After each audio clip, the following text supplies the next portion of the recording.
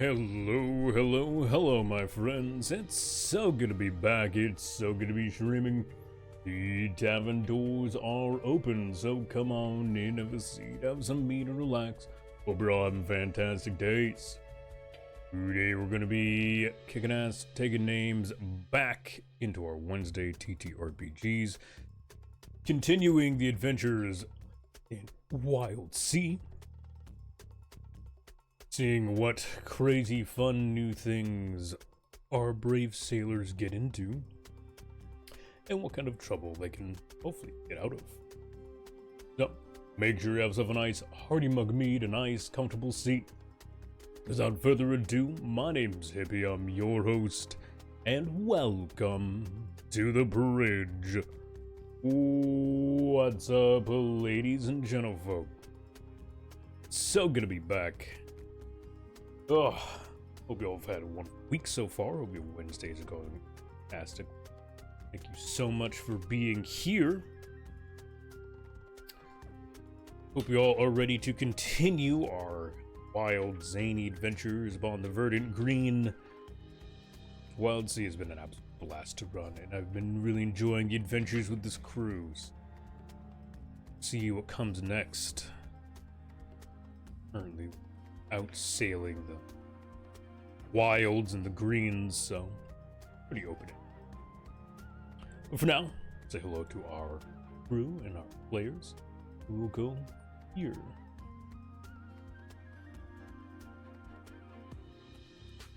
Hello, hello, hello, my friend. Hello, hello.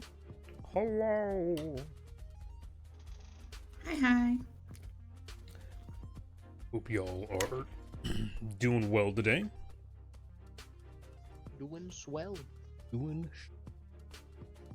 mean, cake. Life is great. Cake. Life is great with cake. Cake is great with life. Also correct. Is Correct it? in both directions. I mean, you can't enjoy cake if you're dead. That is Death true. cake. Death cake. Sprinkles for the death cake.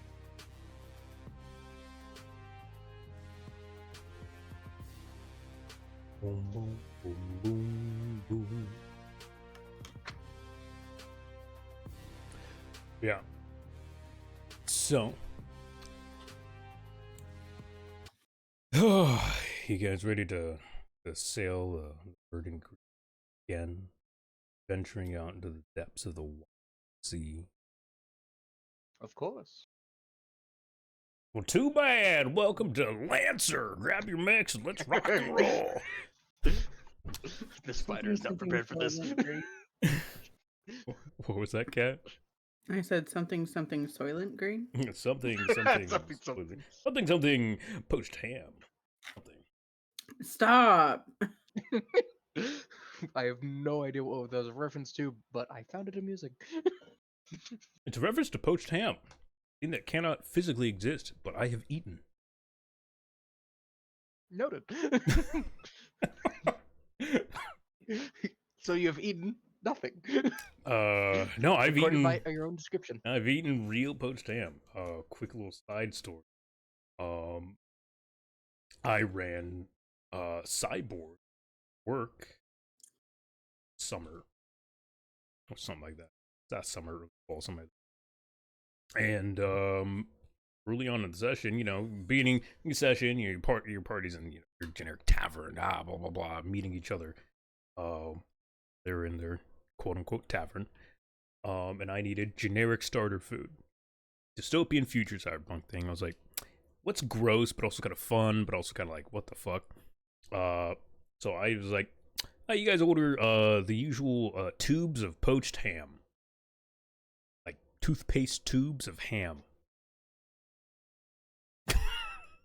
It comes in different flavors, like green apple. Great. And this was a running gag for the rest of the campaign. It was a short adventure. Wonderful. Poached ham was a constant thing, and the second to last session, one of my players was a chef, And for the No, longest no. time, he was like, one of these days I'm going to fucking make poached ham. And we all know, you can't poach ham. That's not possible. This motherfucker, so the second last session before the end, walked in the store with 4 tubes of poached ham.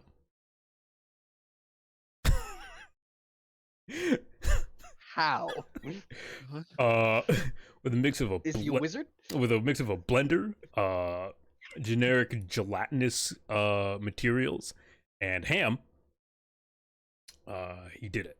He made poached smoked ham. And so I want you to imagine this a Go-Gurt tube that you've stuck in a freezer.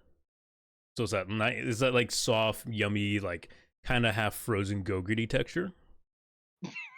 But it's warm. It immediately threw it. And it tastes like ham. I do want it to be known that poaching ham is absolutely possible because poaching is just a technique.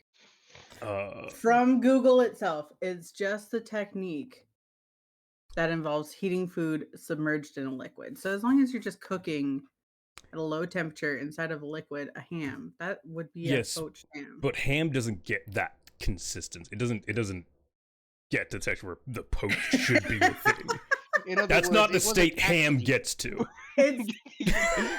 What you should have said is tubed ham shouldn't exist and doesn't exist, but you made it.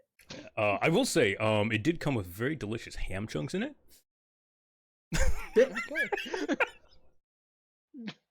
I also think it should be noted, because Google says so, poaching is differentiated from other moist heat cooking methods. Fuck you, Google. I really think I should find a new moist heat cooking method for my ham. Oh, man. Yep, now we're all scarred forever. Cursed knowledge. I will say. Moist heating. Underneath that is simmering and boiling, so. I will say. Tasted like ham. Like, it didn't taste anything else but ham. Just, the mental image of warm frozen Go-Gurt. I ate 3 of them. It was great. You nasty. Frozen Go-Gurt. Yeah, that's the texture. Stop it. Get some help. On a scale from yay to nay, that's a hell nah. I think I'd rather eat raw spam. I mean, it's literally not much different from Spam. I guess that is true. Yeah, like people eat at least it's not a hot dog. It's one meat. It even there's included at least the gelatinous texture that like Spam has on top. Gross. Anyways, let's step away from Back the to world. the Wildsea. Yeah, let's step away from the world of Cyborg and into Wildsea, where you guys come across a crate of poached ham. Comes in pouches. We fucking avoid it. We literally sail away. One of them says strawberry. Okay, actually. I'm like rushing to Kokaza as we speak and just telling him to put as much into the engine as possible. Fucking send it. Destroy the engine. Blow it up right now. I would like to be at helm and forge ahead, please. Thank you.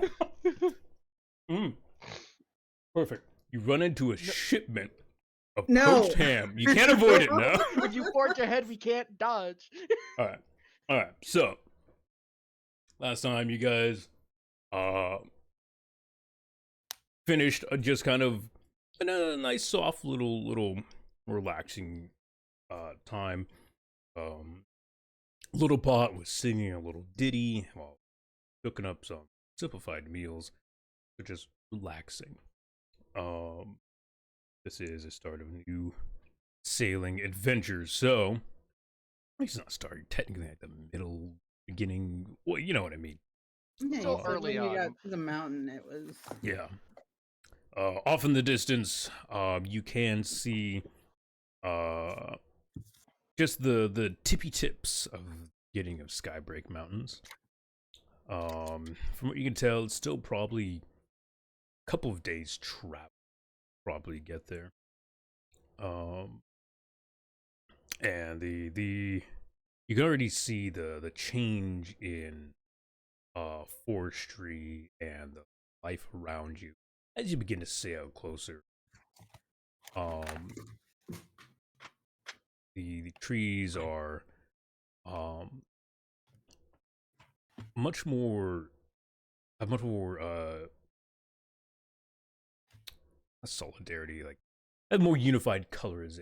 Leaves, much more greens and oranges. Lots of these wild colors, purple, reds you've been finding along the path so far. Did we sail into a new season? It's fucking fall here. Well, mountains tend to have different ecosystem than regular forests. Ecosystem fall. Um, but no, just the growth pattern here is different. You can see every once in a while you do see a jutting of jagged rock distance or here or there. As you sail and kind of get your day to day, you see a small herd panda weird mossy like things, kind of roaming, munching on, um, and a mixture of other calmer wildlife. Um, you hear the squawks and screeches of wretch beaks, scavenger bird monkeys. They're probably munching or hunting on something decaying and dead long past. But yeah, with the sun overhead, early on in the morning, it's still fairly warm. That heat wave hasn't quite, so it hasn't flared to that burning heat as it was before. It's still hitting high 90s, potentially low hundreds in terms of temperatures. It is uncomfortable, and the inside of the ship is certainly humid, especially with the steam engine. So you guys are welcome to continue your sailing adventures. Unless anyone wants to do anything before you guys begin the next leg of the journey. I think all the stuff I need to do can be done during our sailing. Okay. So, no one else has any. Nope, not for me. Okay. I guess I should check. Does the Char wish to attempt cooking something? No, but I'm gonna do a bit of butchering for that man plant we have. The man. Yeah. So that'll just be part of the journey. So yeah. Who's taking helm? Who's on watch? And so on and so forth. I'm going to stay below deck this time, so I will let you two duke it out.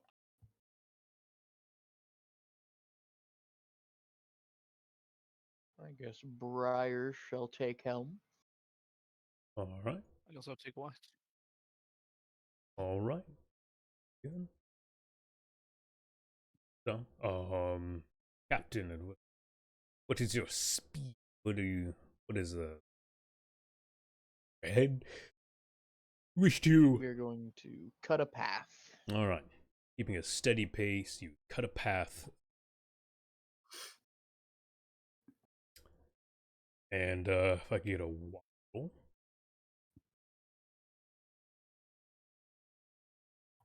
Got a one. All right. It's actually only ever Nature. You only For ever our watch roll rolls. really low on these watch rolls. Yeah.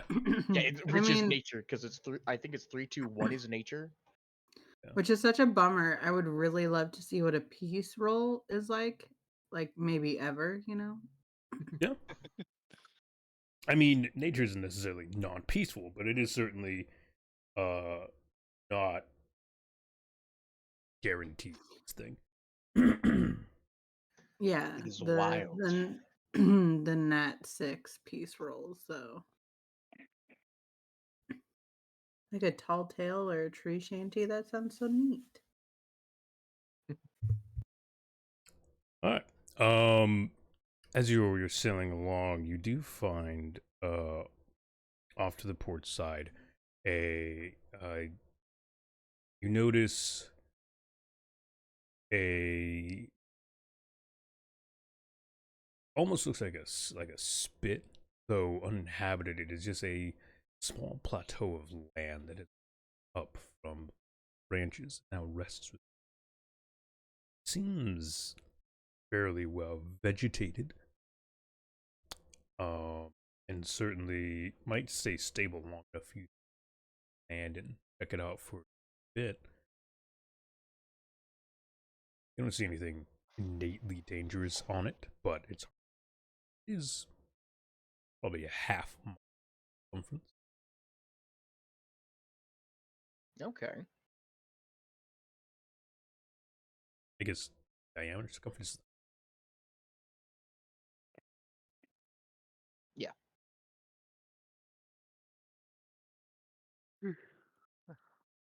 And so we can go and investigate that. Maybe get some more supplies. So steering towards. Yep. All right. Small adjustment, of course. You steer towards new spit of ground that has risen up, and as you get, the more it is certainly a small little. Can make out the sightings of smaller critters scurrying to and fro. There seems to be the small remnants of a couple of old buildings. They're definitely not pre-verdant buildings, but they've probably been on this spit a while ago. Eventually, had sunken long past and claimed by nature once again.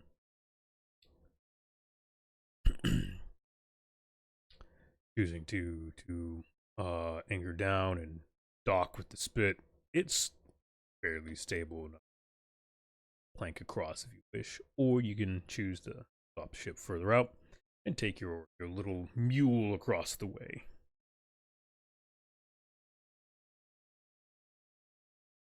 I'd say get close to plank across. Okay. Gnarl, what were you doing? I'm finishing my book. Okay. Chapter 3 of Break for Idiots. What the fuck? It was dummies, now it's just straight up idiot, you fucking buffoon. Breaking things for you fucking dumb buffoon. You dumb You fucking absolute dipshit. Fool. Breaking things for dummies. Was it glass?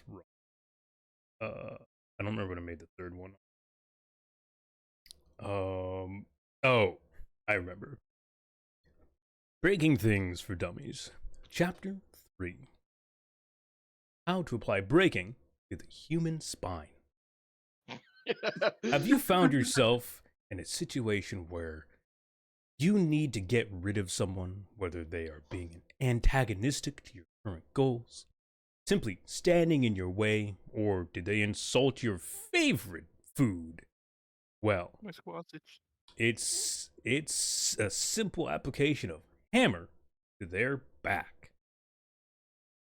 Breaking the human spine is much simpler than breaking a rock or potentially even breaking glass. All impact on the human body will cause some kind of pain or displeasure. Aiming for the spine just guarantees they go down for good. Maybe not dead, but those legs won't work ever again. Wow. What exhilarating literature. I love books. The knowledge. Wow, books. Ah, It does also have a small like side tidbit, like tip trick. This book can be used to break human spines. ah, use the spine of the book on the spine of the person. Hell yeah. Apply spine to spine spine? to spine. Uh, And just like that, I've learned how to break things. you've learned a point of break. Woo! Woo! You did it. I Congratulations. did it. Maybe I can apply that knowledge to this little piece of land. No. Lenore breaks the spin. Takes hammer, hits ground, ground sinks. I'm gonna need volume 2 of that book. I'm also learning break.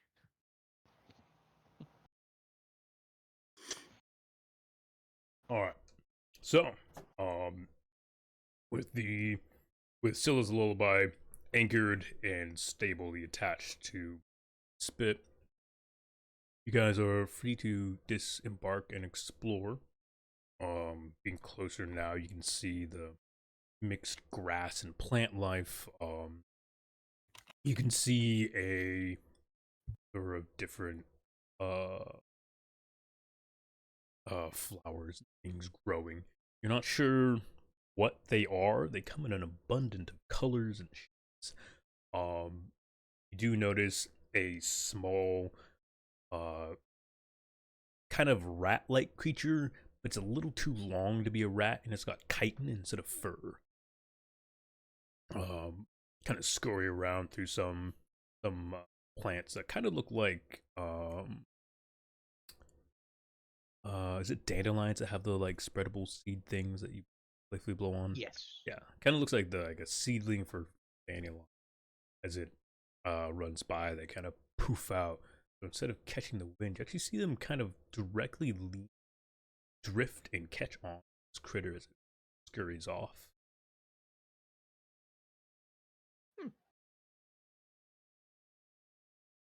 There's a multitude of other smaller creatures, birds, squirrels. You don't notice anything in this. You all like to do?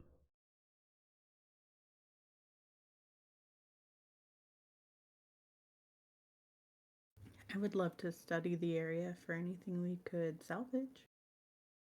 Sure. Give me a study.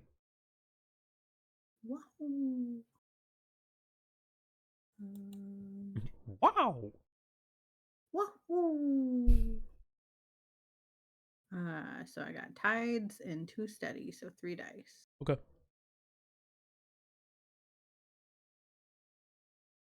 No whammies? Yeah, 6, 4, 1. Yeah. I mean, there is a chunk of plant life here at minimum that you can gather. There is a chance you might be able to find a critter or something you haven't been bought before. But nothing like innately crazy. But yeah, I mean, most of the stuff is something salvageable, something harvestable, wood or plant or animal. Hooray!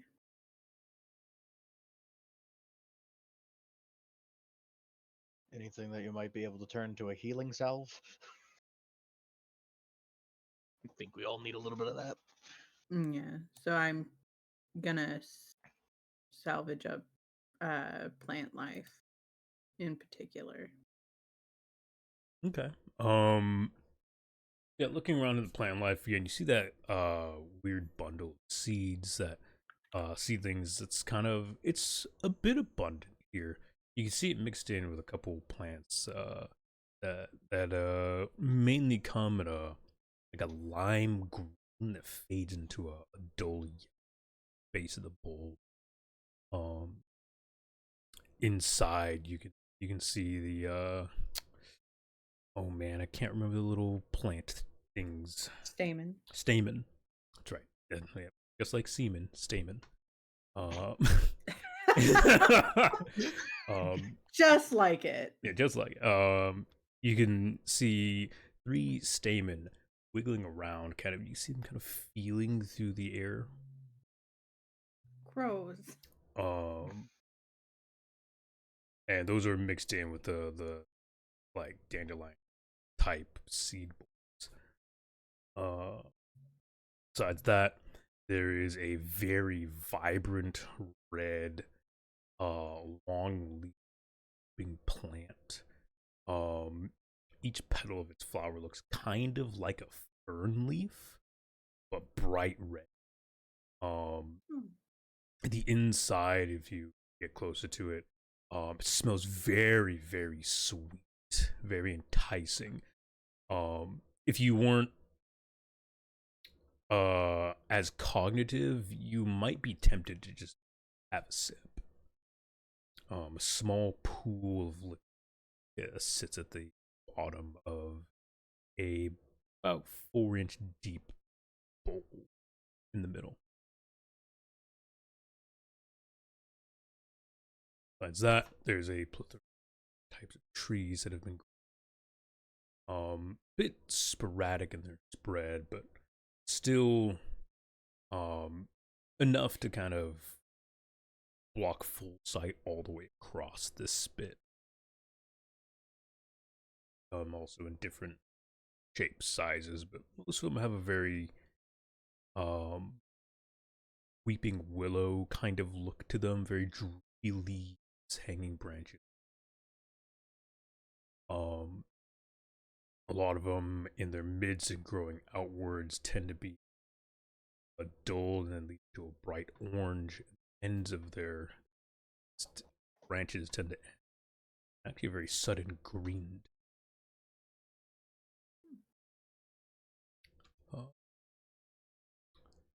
The small life you see around, again, you see a couple more weird, almost centipede-like scurrying to and from. Most of them seem to be catching smaller insects, dragonflies, stuff like that.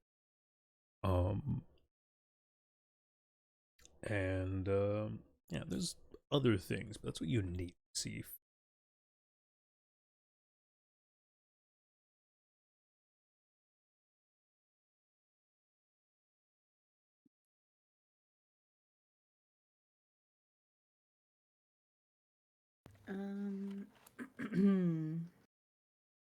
I'd say I'd want to collect some of the first plant with the stamen. And then I also want to try and get some liquid from the red fern. Okay. But I plan to do so carefully. Okay. Yeah, so are you like fully uprooting these? You're just clipping them? Clipping. Yeah. Okay. So yeah, just clipping the pods off of the stamen plants. Immediately you notice the stamen kind of wiggle and then as the connection to their dies. And potted plant, yeah. How are you gathering the liquid from the red pot? So I have vials. Okay. I'd like to scoop some up into vials. Okay. Can I snip a couple of the fern petals first, though, or are they like super big? They're not like crazy big. Again, it's more relatable to a fern, so those aren't huge. Tend to pull them out, but yeah, you could clip a couple of the petals around. Yeah, dumping the you can't really like scoop out. It's the opening is probably only 2 inches, maybe an inch and a half wide. You just dump it into your vial. Mm-hmm. You can see mixed into some of that liquid, the digesting glass bits of a couple of insects. Love. So I got how many stamen plant pods? I mean, it would take a bundle to do much of anything. So probably a total of 2 bundles of how do I name them? Call them sunreach bulbs. That sounds like. You have 2 bundles of sunreach bulbs, and you've collected enough for a vial of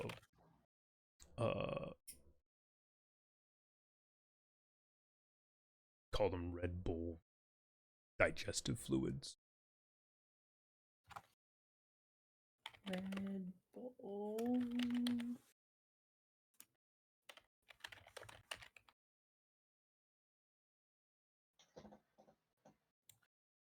Is there anything anyone else wanted to do while you're here?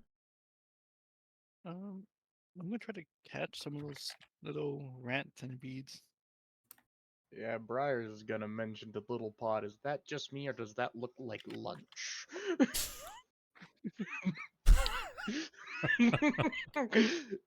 Okay.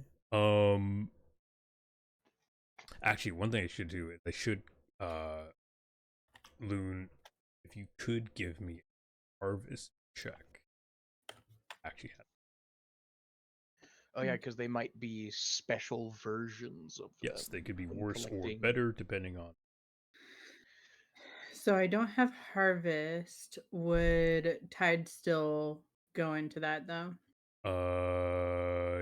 Tides is yeah, tides is still it's exploration. Okay. So 2. One or for just 1? one for tides and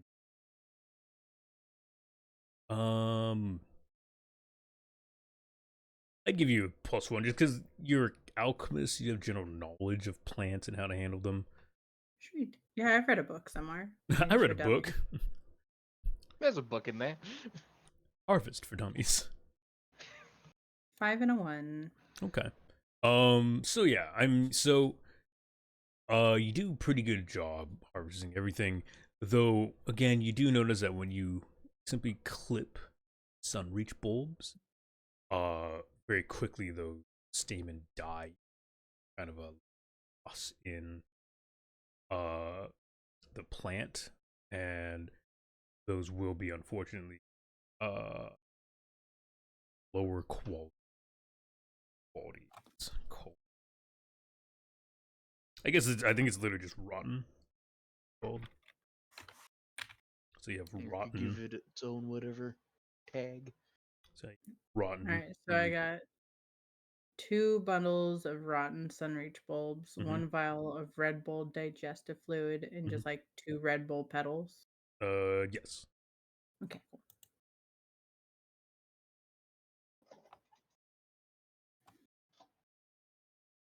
Hooray!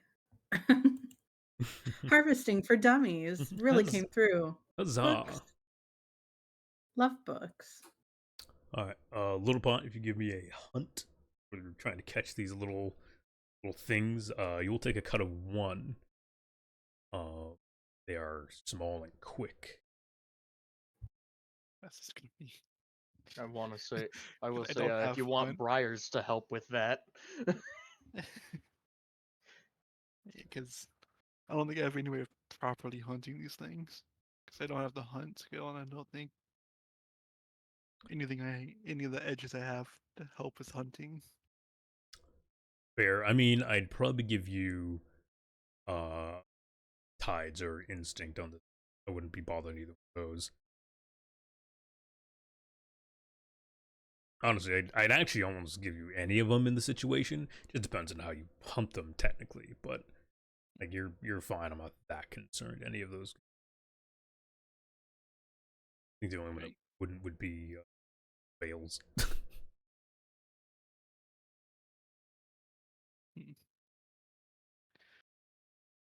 So that means I only have 1 to this now, unless what I get to if if I could help. I mean, sure. Someone wants to help.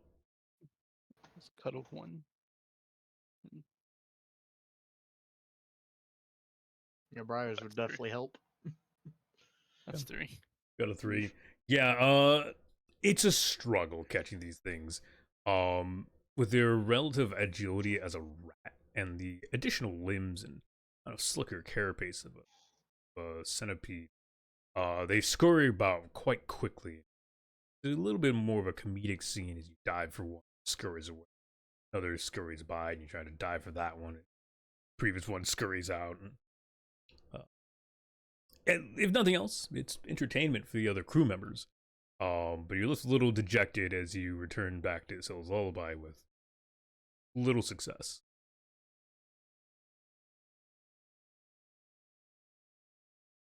Would you guys like to do anything else? Will you?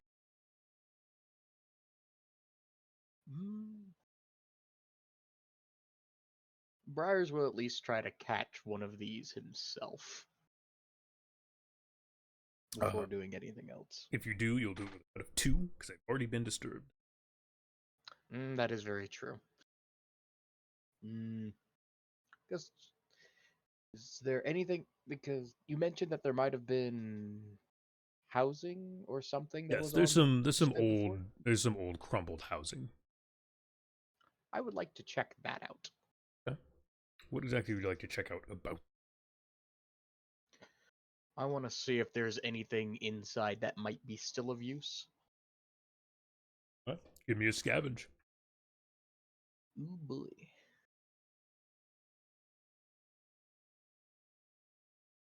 I think at best I might just get 1 dice, and that's just for my edges. Okay. Hop and a skip and a 4. Alright, yeah, you make your way over to some. They're definitely more shacks than houses. Especially, even in their prime, they weren't all that special. So, far overgrown by, plant life and whatnot. The wooden, structure points already are coated and blooming with different plants and things. You manage to kind of scrounge up some old fungusy wood, and you find a crate of pretty old looking jars of.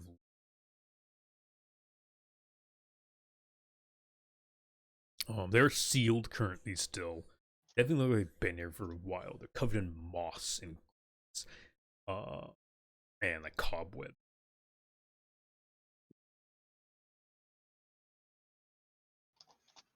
Captain might like this. Are you taking it? Yep. Okay.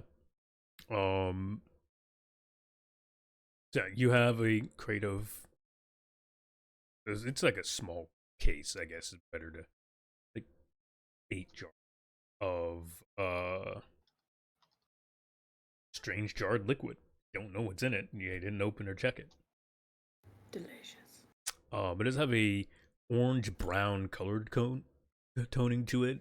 It's hard to tell if that's the liquid or if it's just the fucking container that's changing the liquid. Well, time to lug this back. You want help with that? Please, I don't have left arms. Or not good left arms.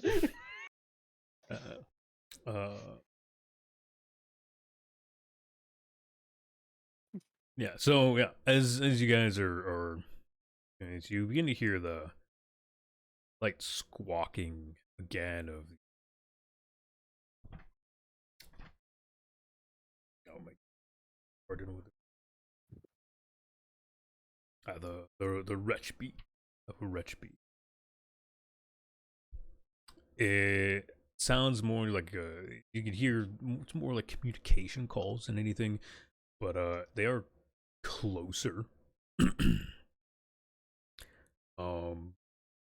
Briars, you would know wretch beaks to be very much just scavenger creatures they are naturally cowards. Very rarely will actual fight, but where there are red speaks, there's a corpse, or something soon to make a corpse.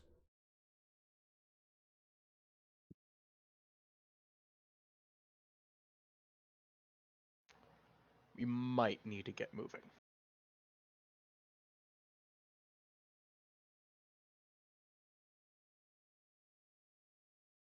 There's like to do. You get moving, I guess. If the hunter says we might want to get moving, you're thinking we should get moving.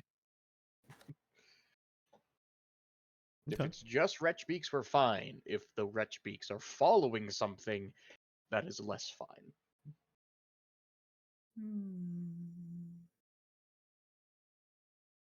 Can I make a study roll to see if I can see what they're following? They're not close enough for you to visually see. Okay. You can just hear them off trees around. Okay. They're coming from the direction which you saw them previously. So it might just be the same pack. Potentially they're following you. No. People who kill.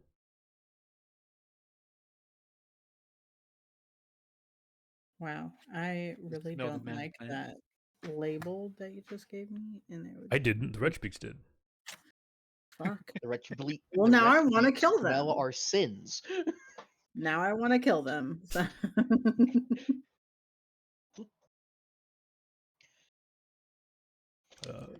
And yeah, you would know Red Speaks look. So imagine the head of a vulture, that elongated neck, but there's no feathers except like a raggedy mane, and its body's more like a chimpanzee that ends in a tail. oh, I hate that. Yeah, they have Oh. beady human eyes. Oh. You can All right, see it in let's the get back to the ship. Yeah. Yeah, they are disturbing looking creatures. Yeah, they're creepy little guys. All right. So if you guys return to the Scylla's Lullaby and set off. Yes. Yep.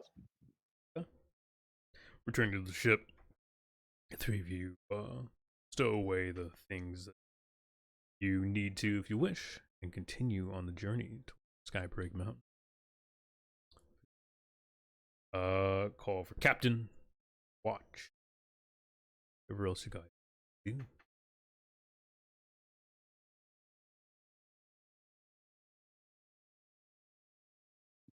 You want to trade positions, little pot? Sure. Okay, dokie, because I do see Cat did say BRB. All right. So, Captain. Helming.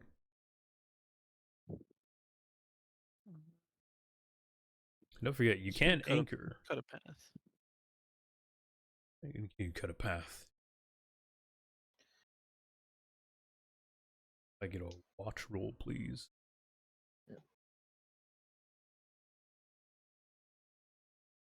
I'll also say if need be, and that's another one. All right.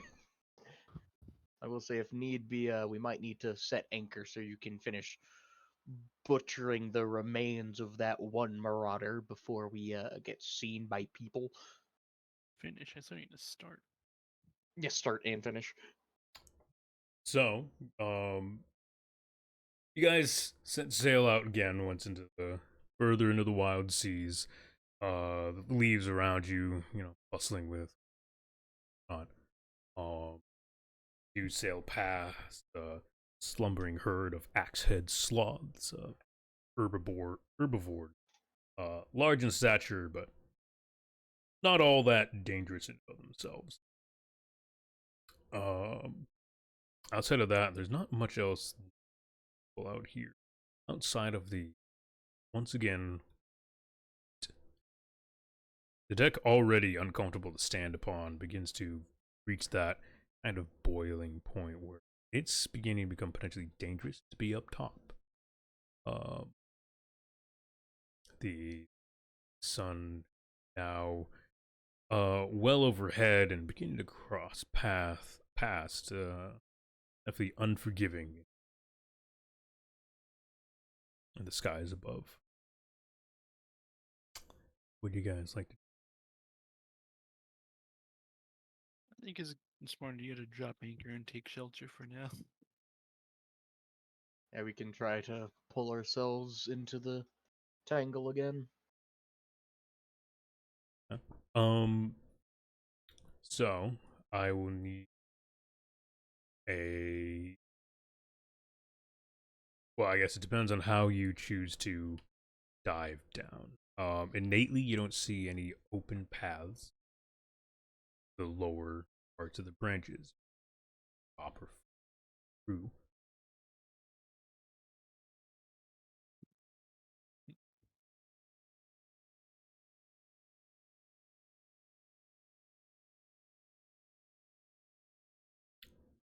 Do. What's our ship have again? We have 2 in saws on the ship. I think we should try to cut our way down, I guess.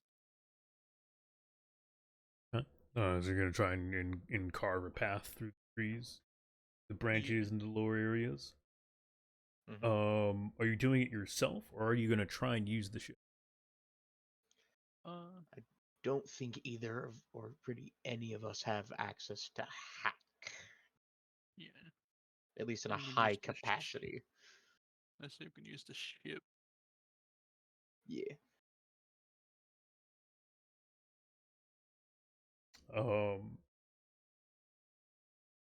You guys, so I guess, Little Pot, give me a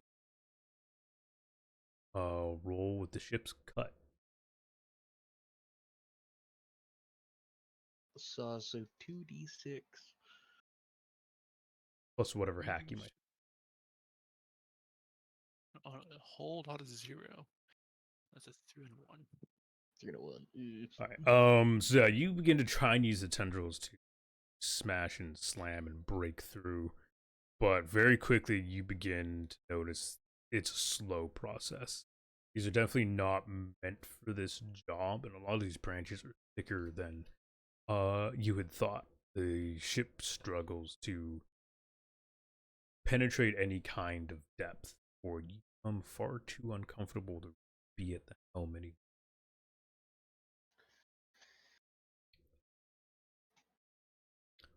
Roll me a.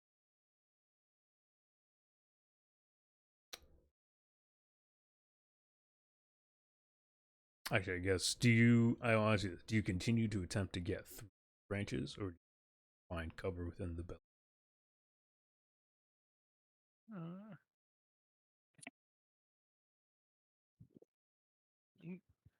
I'm gonna try to poise through and try to get the ship somewhere safe. So Okay. I continue to try. Yeah. Give me another cut test.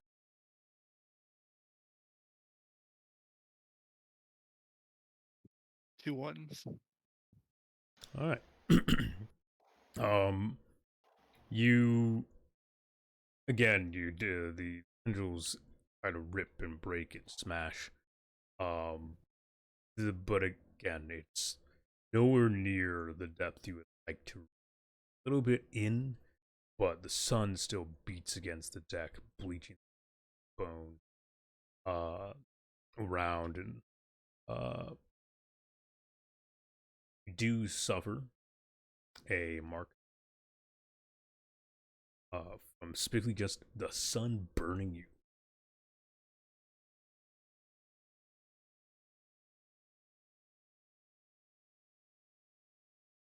The worst sunburn I've had. You continue to try and get the ship deeper.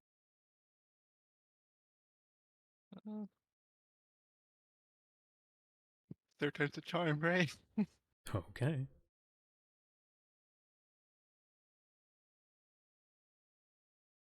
Double We just did two. twos. All right. Two. I just gotta do this few more. Again, you feel 4, 4. the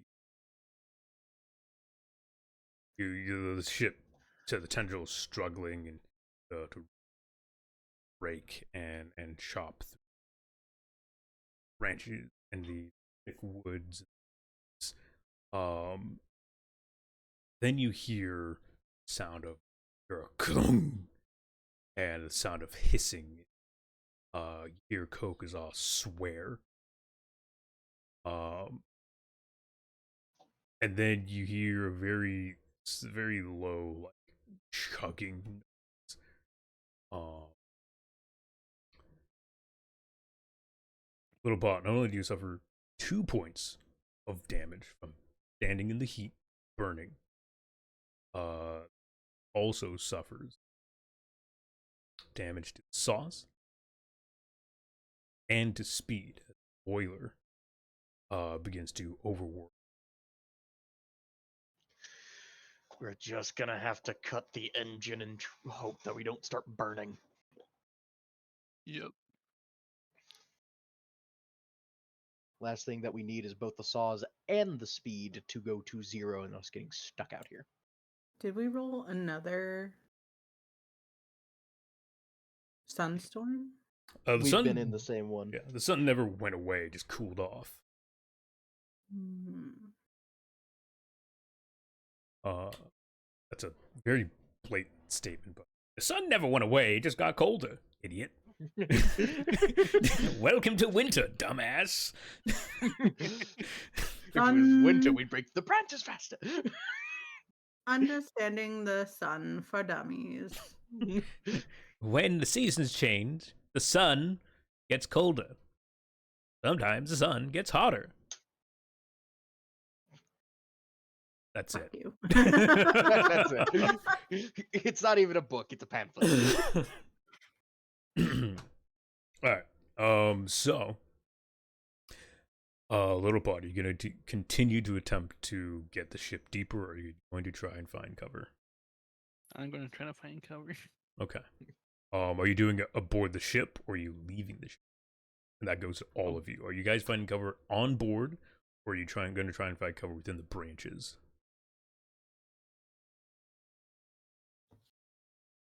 I'm going to the branches. I'll be on board. Gonna see what I can. I do need to make progress on butchering that man before we get to anywhere. Okay. Yeah. I will say it is far too hot to work. How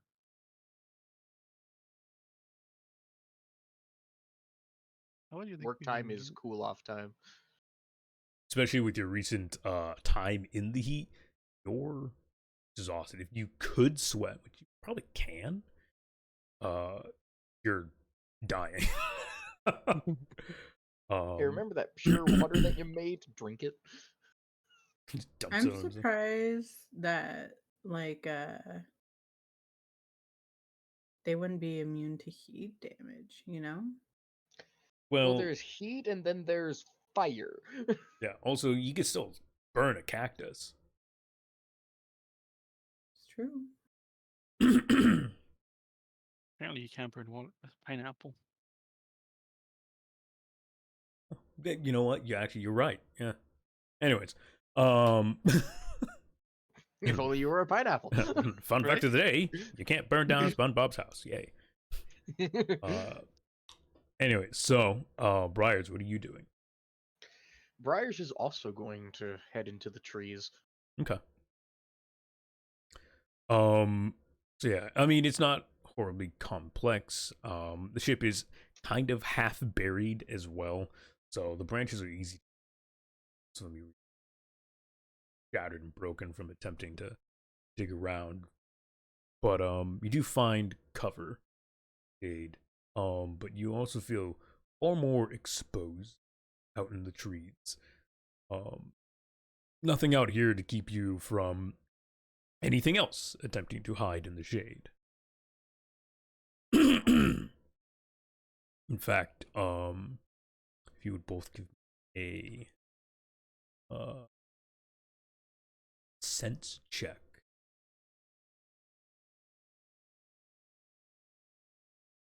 Oh, I don't have any sense. That makes sense. Could I perchance use hunt to spot things? Sure. Wonderful.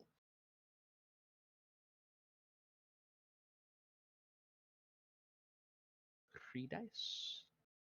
4, 2, and a 1. Yeah.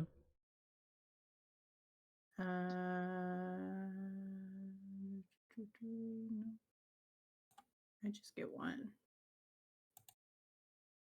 All right.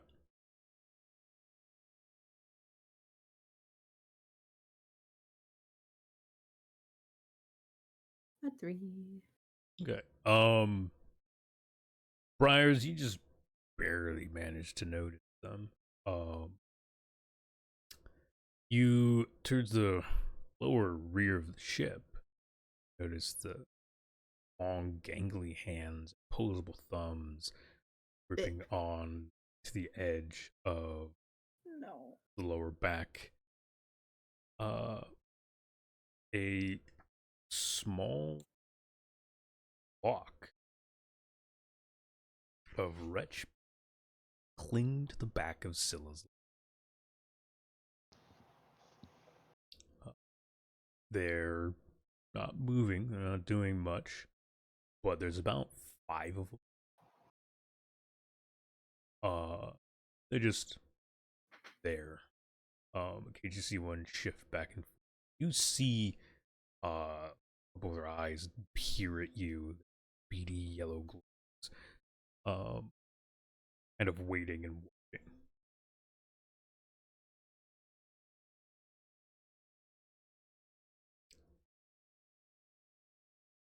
Like to do anything?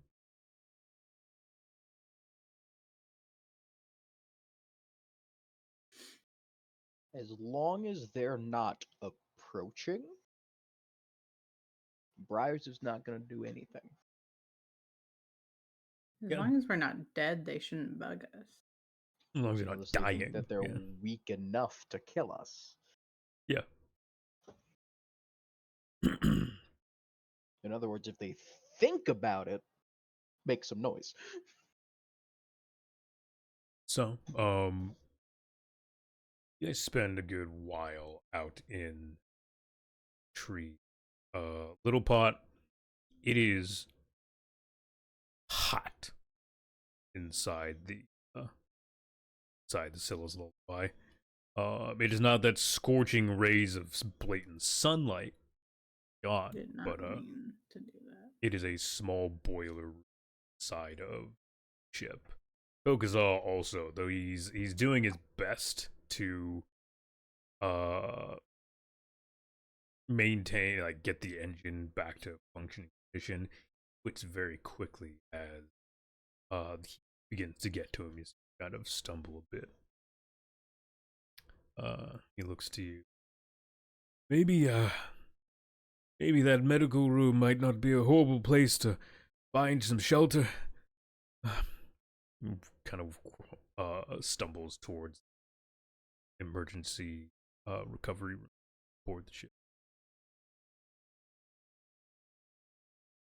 That place insulated. I'll probably follow him. Okay. Just sitting there in the amber sauna. A little sauna of amber. Sounds lovely.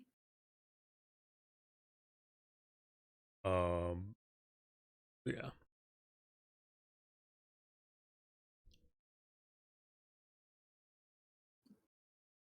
So you guys, I guess, little pot is finding your way into the isolation room. It is a little bit cooler. Not really because the room is insulated or anything, as much as because it's deeper into the ship, harder for the sun and to pierce down here. Yeah. the Kokazaw immediately just kind of slumps onto one of the little medical cots and just begins to kind of doze off.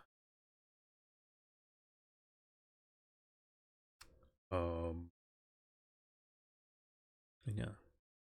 Time passes. For about an hour by, and Loon, the branch that you had been standing begins to go uncomfortable. Not really. Sat here for a while, and now it's beginning to. It hurts your butt, hurts your in there. And yeah, good move.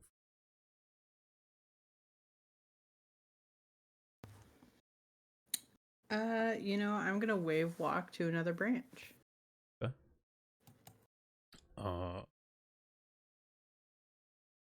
Cut him.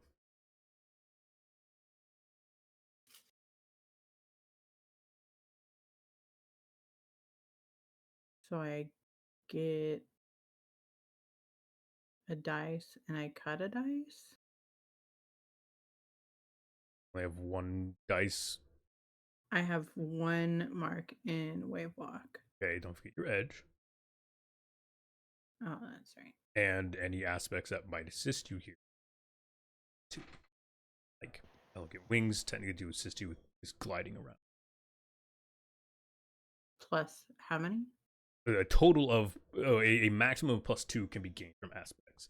Currently, I know I can give you one from elegant wings. Okay.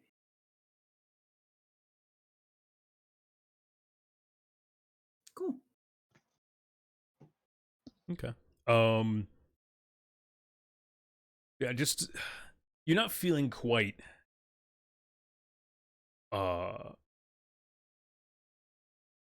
quite as graceful as you, except from one branch to another. You're a little teeter tottery. Not really managing to get that glide, but more of kind of a simple sloppy land side. We do manage to find another branch that feels a little bit more comfortable, but yeah, something just feels off. You're not quite as balanced as you normally would. Satin poison ivy. No.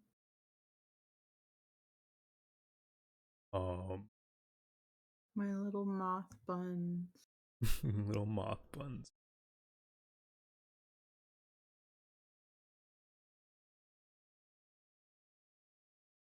And yeah, so once again, time just kind of passes and the sun begins to abate. Heat dwindles, dies down. Enough that you guys can probably return to sailing. Though a day is certainly passed on without much activity. Was there anything you guys wanted to try and do while anchored here? Within the ship isn't really possible, but if you wanted to try and find something outside the ship, forests, you may attempt to do. Briars would love to hunt, but those wretch beaks most likely going to try to steal his kill. Doesn't really want to deal with that.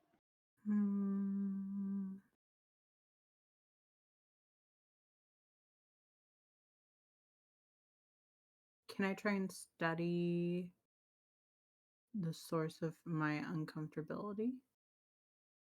I mean, it doesn't even take much. So you feel just kind of off center. You're not really feeling the normal balanced self that you. The feeling is fleeting as the day goes on. It passes, and you find your proper step again. But just a passing fleet of a little bit of loss of balance. Fair. I hate the heat too, Loon. I get it.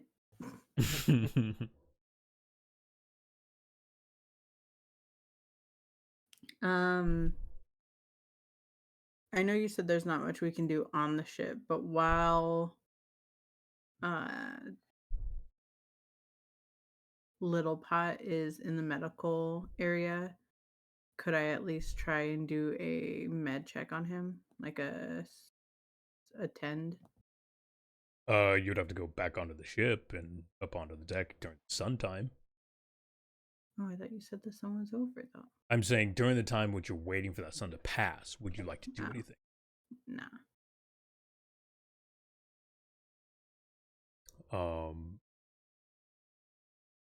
But yeah, so you guys just kind of wait out the day. There's nothing much to do. It's mainly just get a hammock and rest as best you Yeah. can. We rested. You're not really, yeah, there's nothing really to bring about. Most of the wildlife is all find shelter out and without any specific searching or keeping watch or anything. You guys don't notice anything.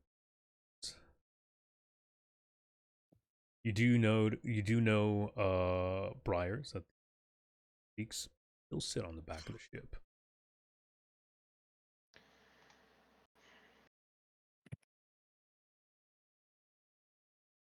I guess we're just gonna have some stowaways on board. With that, guys, the sun does finally abate. It's nearing pretty late into the night, and the deck and ship is cool, turned condition.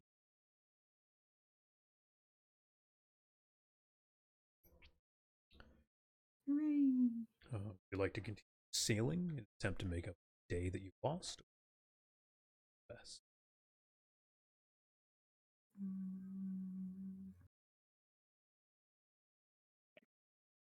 I say since we've pretty much dropped anchor, we should take this time for rest. What do you guys say? Yeah. Yeah, could use some rest. Yeah, you Come up with could. smart shit. Just a little crispy cactus. Little toasty.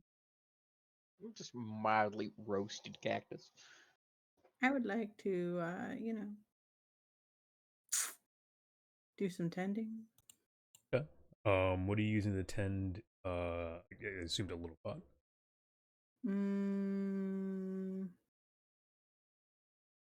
Let's try using one of these red bull petals.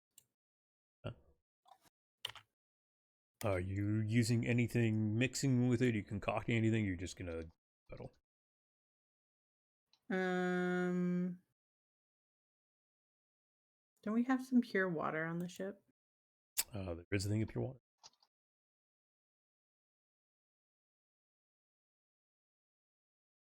There is pure water, you said? Yeah, I'm pretty sure there was one thing of pure water made, unless Little Pot kept it to himself. I innately see it in his holdings, so I assume it's in the ship. Okay. In the ship, yeah. I will go ahead and use that pure water. Okay. So you mainly using it to wash the pedal more than anything. Potentially other effects it might have had that you've been harmed. Yeah, go ahead and give me a recovery roll. Oh, yeah. Attend. Yeah, give me a 10. Whee!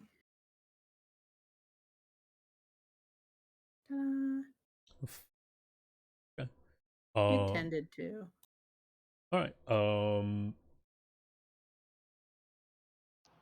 Little Pot, give me a recovery roll. Twice as much health as you need from success.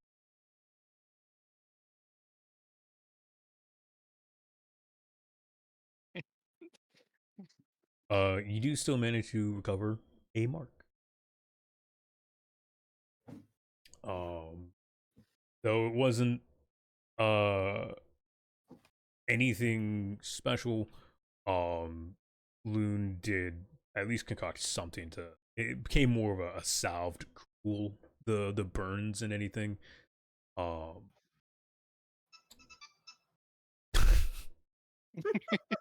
Silence phone. Huzzah! What a success! Man, I didn't know that my tent was that good. I get a little theme song and everything. Yeah. I guess. So yeah. Is there anything else you wanted to do through the night, or everyone just kind of resting? I'm chewing the night away. Oh, shoot. Ryers is going to at least start the process on separating the plant from man. Okay, you're gonna try butcher. Yeah, Actually, you guys are trying to get the plant. This is a harvest. this would be harvest. Oh, am I the only one with harvest? You're the only one with harvest. I could at best get the meat chunks away, but that's all I could do. I can break it. I can have also a break it. hammer. I can break this thing to bits. I also can break. Good to know you guys can mash anything. Good. Yeah. So what are you doing?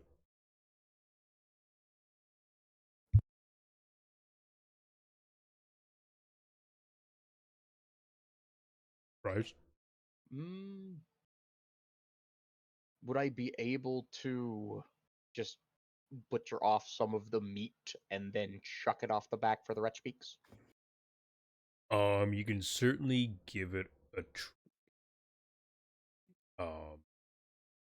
Will suffer a cut because you don't know the plant within his. Very true. So one cut. Grace for precision. And at least hunt would be to separate the meat bits, so.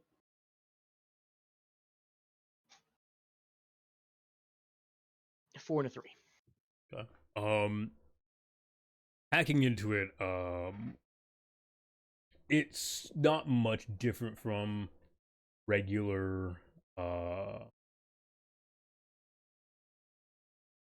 regular meats chopping and whatnot, but very quickly you find yourself that you chop into, side here to rib cage and a meat fuck of wood plant.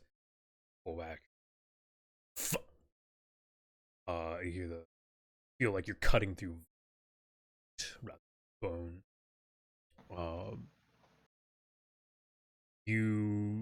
As you peel the bit of the flesh off, you do notice that you have chopped into a bit of the plant and it is seeping purplish ooze.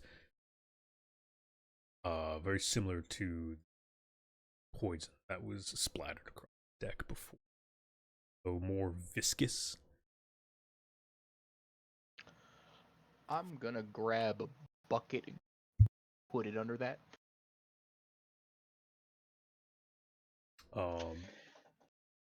Any specimen you try to get plant flesh suffer a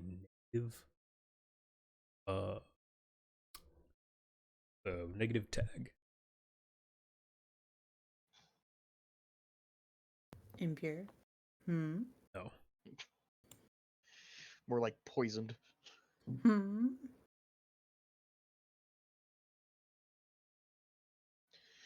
Well, I guess technically that's one way to get rid of wretch beaks.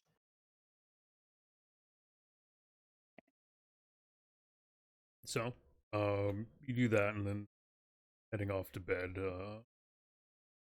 The night begins to go by. Not much really to report on, though. Little pot, roll me a sense.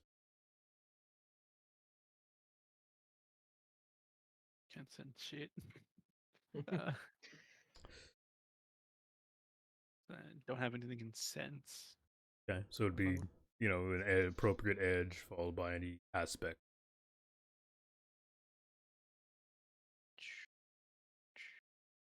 I guess instinct, would that work? Yep, instinct could work. Why do you hate me today? Two. All right. You sleep fairly peacefully. And as morning comes, you guys awaken and going about your day-to-day business. Notice a chunk of food and meat is gone. They stole from our kitchen. You can see the clatterings of crates and boxes, bowls, pots, and pans all over. You also see the corpse of one wretch beak. From its mouth, you can see a spattering of that thick purpley ichor that was coming from man plant. And in the man plant, you can see a decent amount of the body has been. Jesus Christ. Yeah, I was assuming that's why they were chasing us. Corpse. I really Jesus Christ, man. love the tag man plant. You guys, upon searching around, find that you lost the rotipede. The lobster tasting They're gonna meat. pay. One of the jugs of ichor has been shattered and left on the floor. And there is probably salvageable from man plant. I'm getting my skillet, getting my pan. Hunting. I'm gonna go kill some fucking meat. You do know they're going to try to run, correct? If not already run, noticing that their food is poisoned. What are you doing, Lynn? Can I try and salvage any of the ichor into some vials? No, it's dried at this point. It's mainly caked onto them. You can try and like flick it, like scrape it up. That's the best you're gonna get. No. Boo. Stupid monkey bird things. Monkey bird rats. Scavengers, the lot of them. Stinky. Stinky. Yes, they do actually reek. It just the captain going, stinky. And then like You're a grown woman. doing the little temper fair, tantrum stomp and then just walking off. Knocking a fucking cup off the table as she leaves. You're a grown woman. I'm 10. That's funny. Well, I guess we have no reason to keep that then. Toss the body overboard. You ditch the corpse. Yeah. Yep. All right. Well, with that done, was there anything you guys wanted to do this morning, or would you like to simply?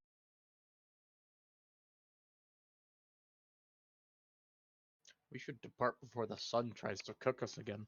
Do we get any Yeah. recovery for resting? Is there a recovery that you would have for resting? I think most of your injuries are physically involved. Yeah, Briars took multiple stabbings. Yeah, a lot of bolts and gunshot wounds. I mean, I can recover some marks on my aspects, though.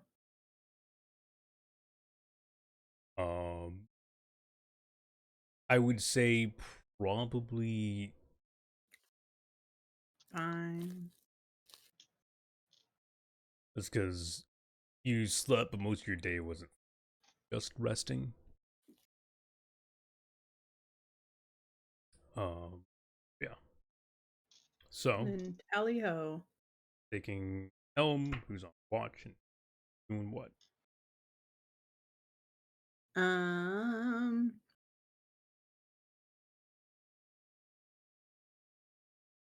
Born to Sail would be Helm, right? Mm-hmm. I'll take Helm. Well, I Now mean, that it's damaged. Yeah, now that our ship is damaged, I'd like to.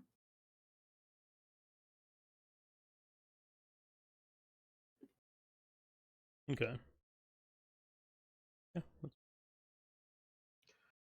Briar shall take watch. Okay. Little bot, what are you up to? I would like to study something so I can gain a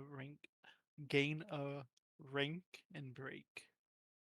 Okay, so what you're gonna do is you're gonna make a track.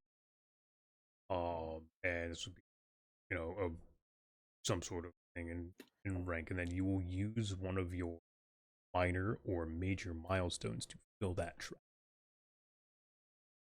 It should be something that relates to it.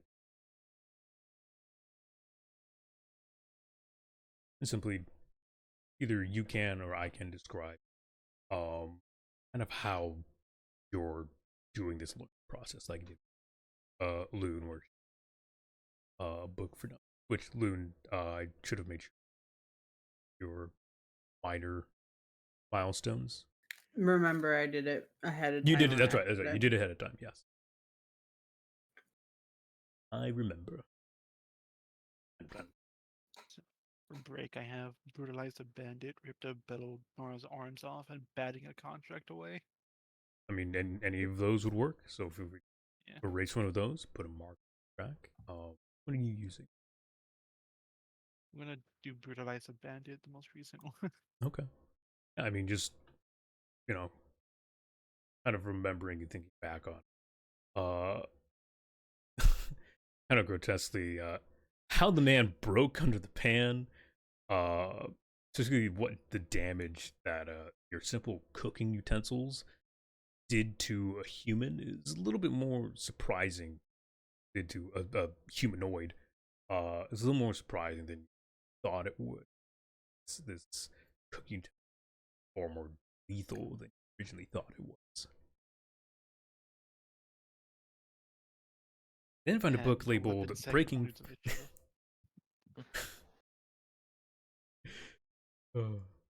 If we use the major, is it an instant? Major is 3 marks. So it would just be an instant skill. Yes, it would. Yeah. Since skill is 3. Mhm. Woo! You get Guess who's learning signaling? Yeah, you get 1 major per act. I'm using it.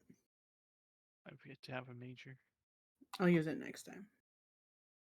You can make the track for it. Yeah, it's still there. I pretty much just deleted the marks from the previous track. Okay. So yeah, Captain, Helm, how are you heading along? We are going to try and make up for some time. We're gonna forge ahead. Okay. Putting the ship into high gear, you carry on, push the mountains. Watch, give me a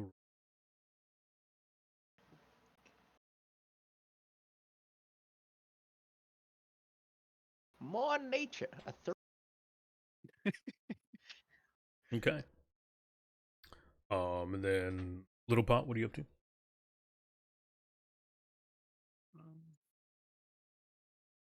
Guess I'll just make lunch. Okay, what are you making it out of? Let's see what do we have still. What do we have left? They stole all My our kitchen goddamn is raided. Yeah, I mean, they did take a good amount of your meated goods, so. Not our meated goods. Yeah, the meated goods. We have are mushroom gone. chitin.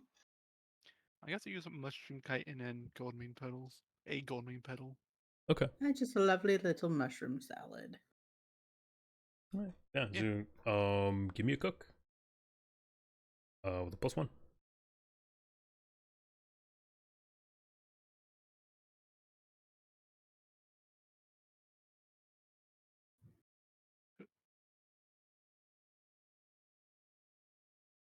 2 3s and a 1.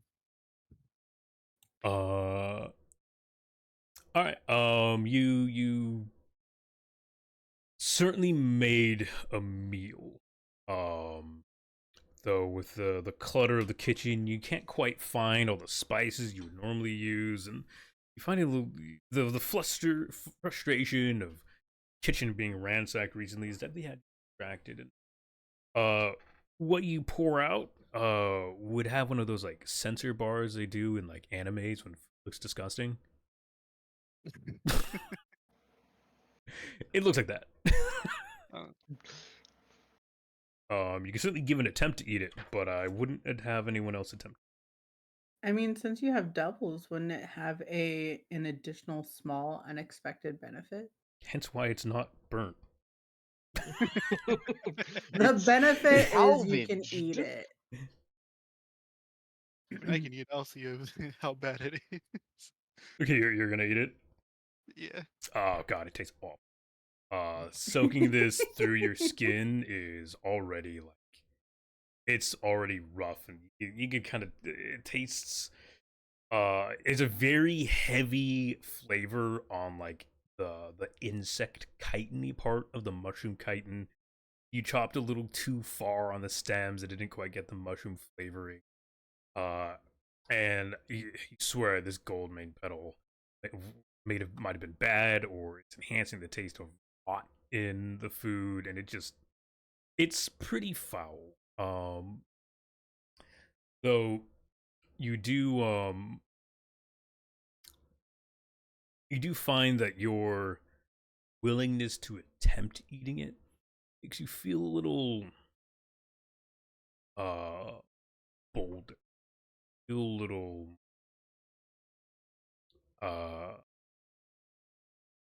ready to take the front.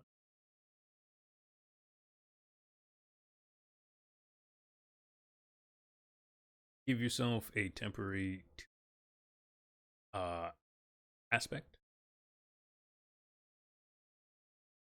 Supplement damage.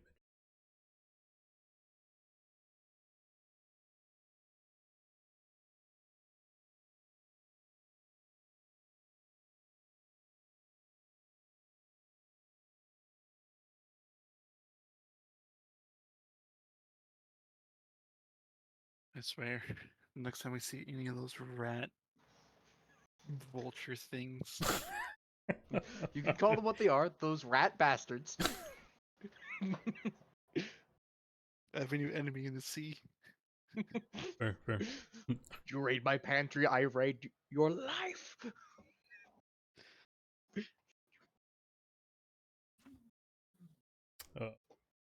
And they keep it down. They are specifically a cactus. They actually don't have a mouth. Ectus specifically eat by secreting digestive fluids out of their hands. It's a weird system in it. So is it really like, are there actually taste buds? Yes, they still taste. Specifically, their body breaks down and sucks in. Potentially, there's actually more taste buds because he breaks down each individual part of it that way. Neat.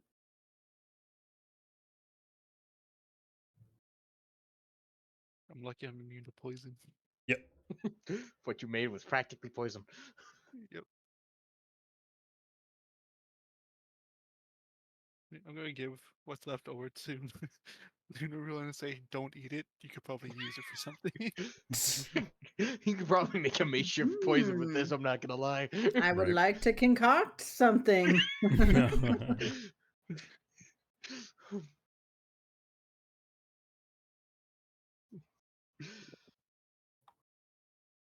Like a potion of nausea or something.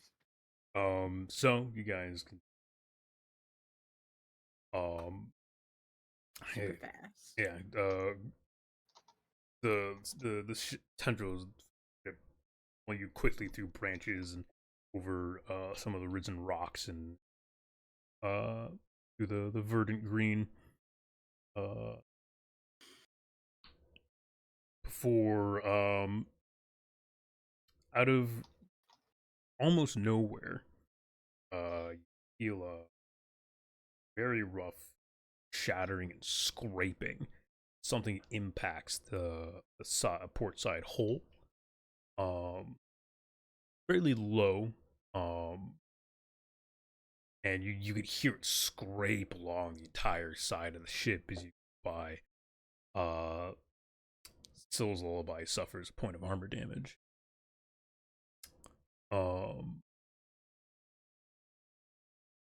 As you just kind of sail on. Do you want to try and examine what it is? Or are you going to continue to sail for?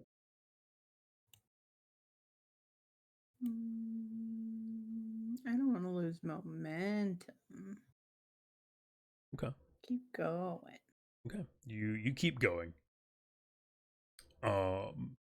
Sailing on for a bit.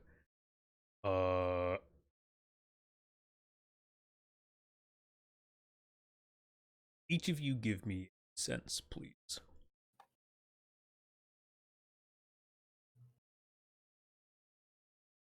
Not now. Now. I want to roll anything higher than a 3. You don't. 5. You don't. Scare yourself. I needed it when my kitchen was A getting 4. raided.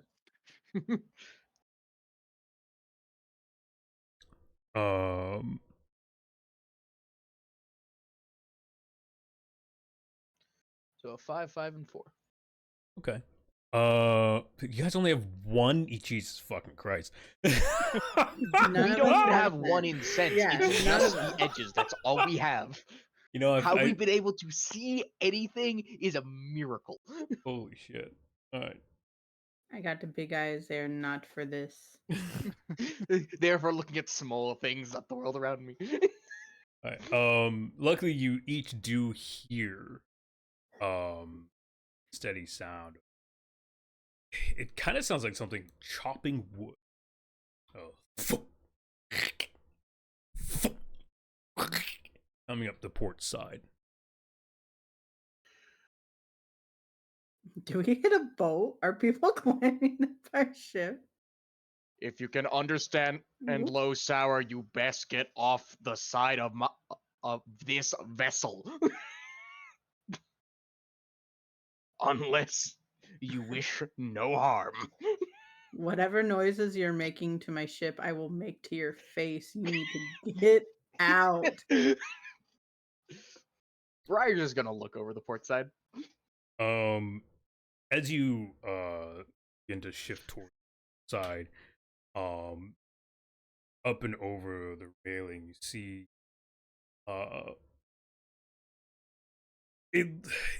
it's little more than amalgamation of junk and shattered hull and broken bone as it reaches up and grabs and pulls itself up and over. It towers at about 7 feet tall. Its core, Little man. its core comprised a blended of rib cage and bent metal beams. There's no spark of life in it. As fall behind it is a second form. You would normally see these fairly often in cities, around towns. You've seen them if you've ever been to the lower branches of Yig, you've definitely seen them work in the sap area due to their relative immunity to Prezarine, and for your 2 large ironbound.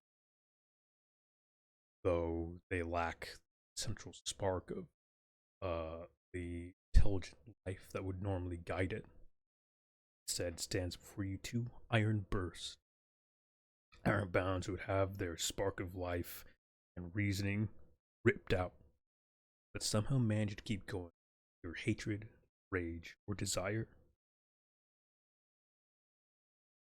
Seems you did hit a ship. but its crew had been long gone. And now the ship is angry.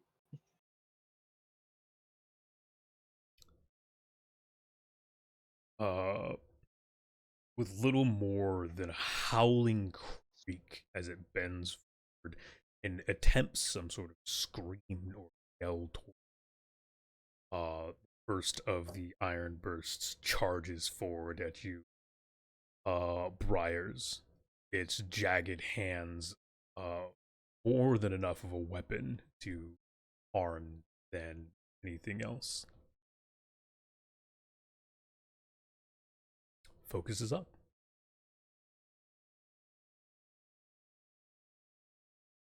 Briars is going to see if he might be able to break that arm or whatever comprises it. Mm-hmm. So, what are you doing? He's going to see if there's anything in particular that he would be able to aim at to deflect the hit. I mean, Maybe just trying to prevent him from being hit. So are you deflecting? You blocking?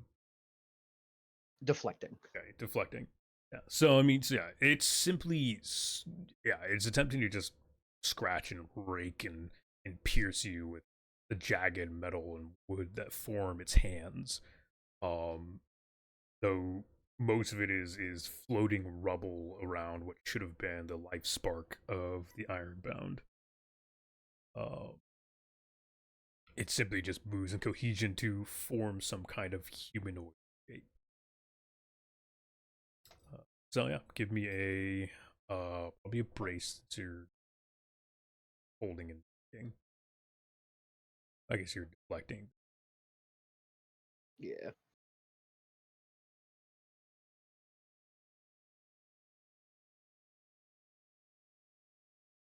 Hoping for break by trying to aim for something, but if it is brace, it is brace.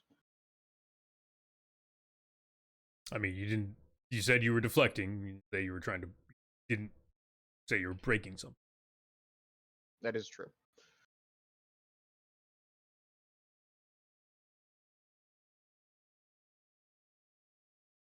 So with that, I kind of only have...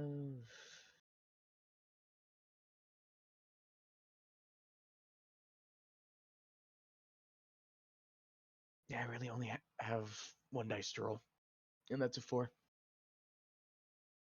I mean, so you have teeth. Yes. You do also have technically crushing blows. I guess that would be true. And though your arms are damaged, those would still, you do technically still have quote unquote extra arm. Okay, or so... your arachnid mobility. Those are all things that could technically be used in a like this. You need aspects of more than just what they say. That is very true. So technically, altogether, that would be a 3 then? You only get +2 from any. Well, Yes. from aspects. So one from the... So one from teeth, and then one from crushing blows, and then one from a different aspect? I mean, I'd probably lean more towards the limbs and the mobility, since you're deflecting and moving, rather than tanking it. Okay, so limbs and mobility plus Yes. teeth. Will still take a cut. Are attempting to use your arms. Very true, very true. That's at least better than what I was dealing with. A 5. Okay.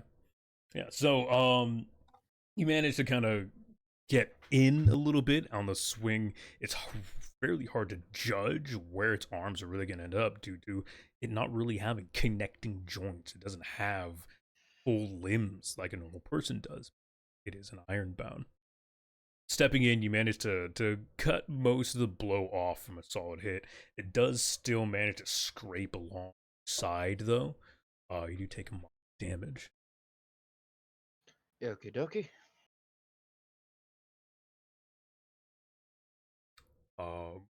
Without the other one, you hear that kind of ghostly, it basically sounds like heavy wind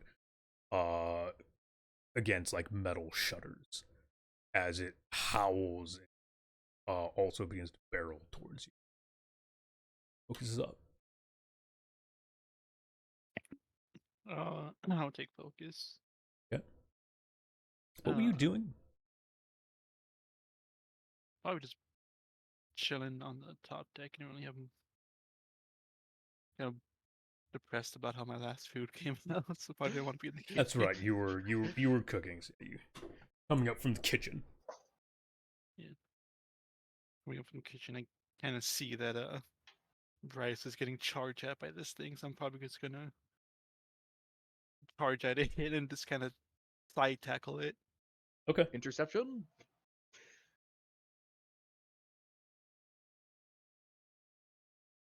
So, give me definitely a break.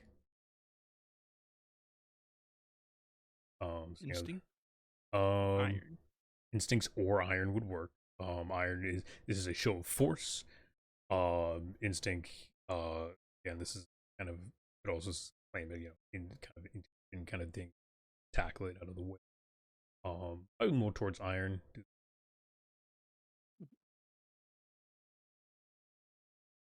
Can I put towering for this since Sure. I'm using my body? Yeah, you're using your body, 100%. 2 6s. All right. Let's Yeah. go. You impact with the side of the second iron burst. Though you don't really feel like you impact with much as you collide with it, its body simply shatters and scatters across the top of the deck. Clanking of metal and bone and spatters across the is kind of a cacophony. Huh.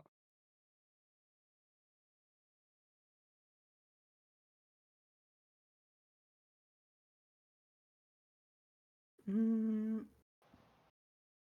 I try and kick one off of the ship? Are we still moving? Yeah, you're still moving. You haven't stopped the ship.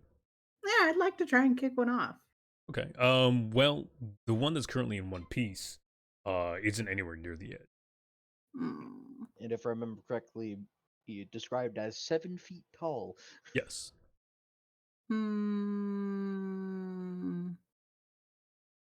I could take him.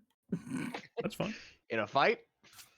I'm 4'10", but I can take him. 4 foot and 10. Wow.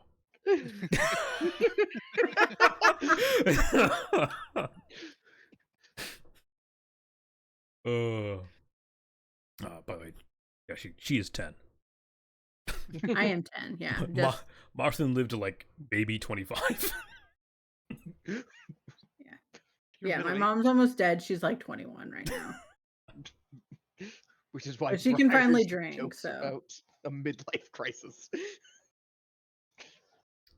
All right, so what are you doing, Loon? Some people get a flashy car. I get a ship. Woo.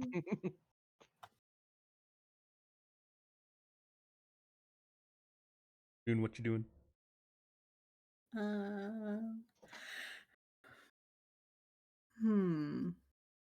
That is a question, isn't it? Yep, that was a question. That was a question. There's technically something that you can do while you're still at the helm that could also end with it flying overboard. But we're going too fast. Otherwise, I would say just like sharp turn, you know? Well, I'm saying that we would just need to make sure that we don't fly off. I mean, if you're talking about hitting the brakes, technically don't have any. You have an anchor. Yeah.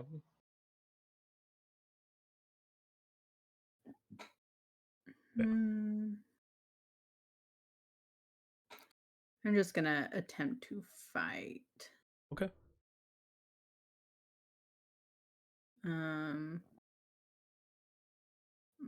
Cut the other one at the leggies.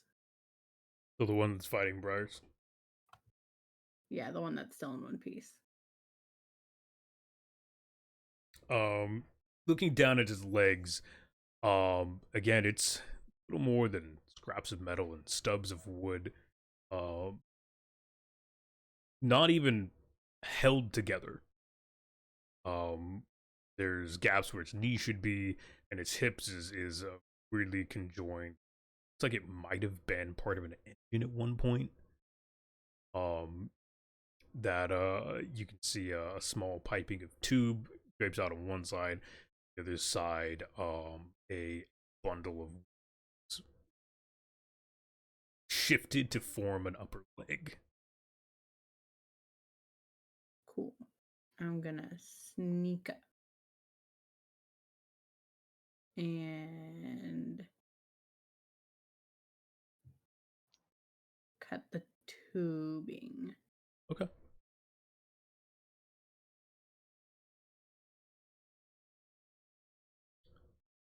Appropriate roll for your attack. Oh shit, I forgot.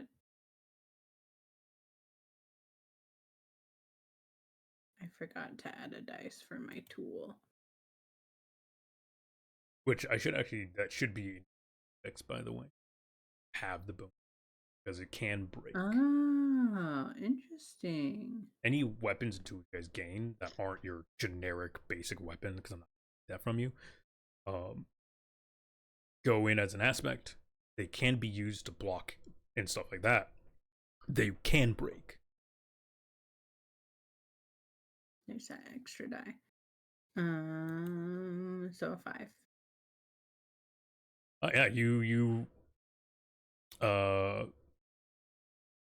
run up and slash at the tubing, makes up this amalgamation's leg, and yeah, I mean you cut clean through it.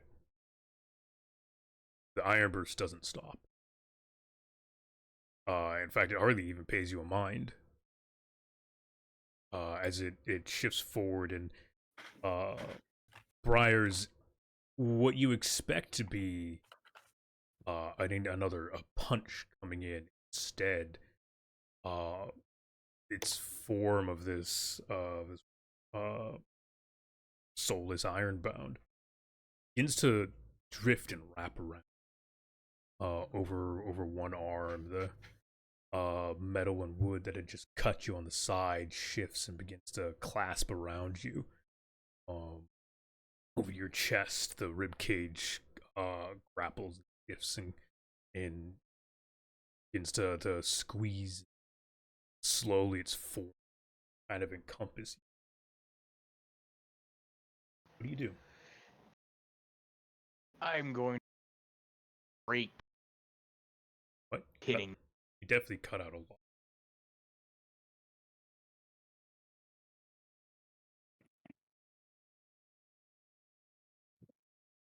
Let's try that again. Do I sound better now? Yes. Yes. Wonderful.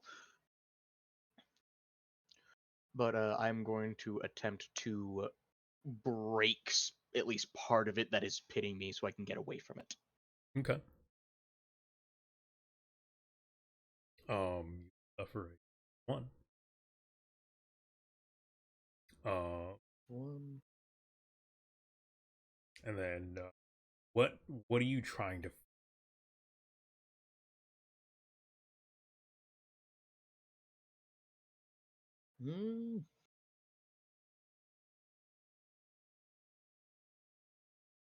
At least free one of my good arm, so I might be able to keep tearing away at this thing. Trying to free your good arms. Yes. Okay. Give me an appropriate roll. Good 1. So 2 break, teeth, crushing blows.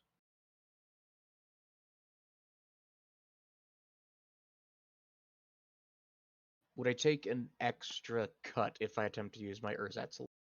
No, it is because of their injury that you're already taking a cut. Okay. Would be 5 dice in 4 high.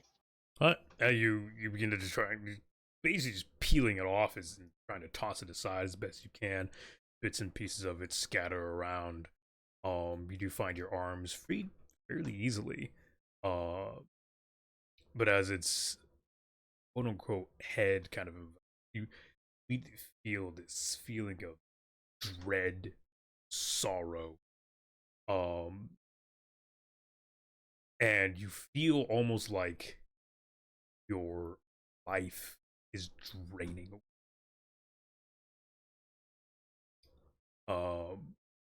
You can't quite make out any voices, people, or things. You can feel a desire, and you can feel the sadness coming from what might have been the life of a soul.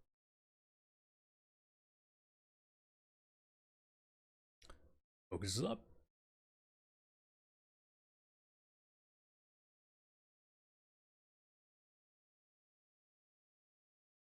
So how much of this is like piecing itself to Briars? All of it. Yeah. The entire thing is beginning to encompass Briars.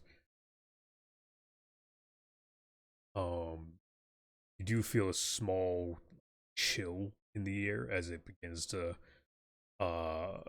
drain Briars of life.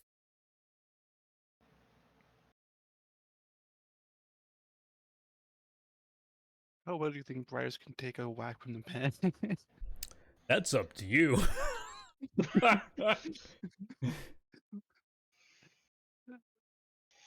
Look, this is definitely up to you, but looking at my health, Please don't. ouch. Ouchies. Oof. My bones. And by bones, I mean my colony of spiders that are definitely not going to make it.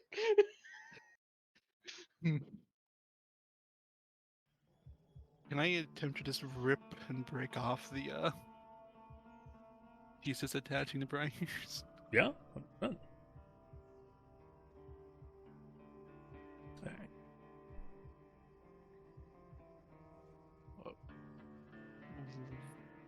Well, I don't even know what to use for that. I mean, you're attempting to break something. Yeah. You're tearing this thing apart that is breaking. That'll also be a show force. Yep, sure. With iron. Okay. Right.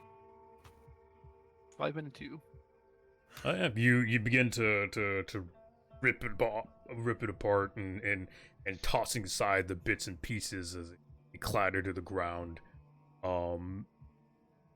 Getting a good amount of it off of Briar's. Between the two of you working together, it does just kind of clatter the ground in pieces.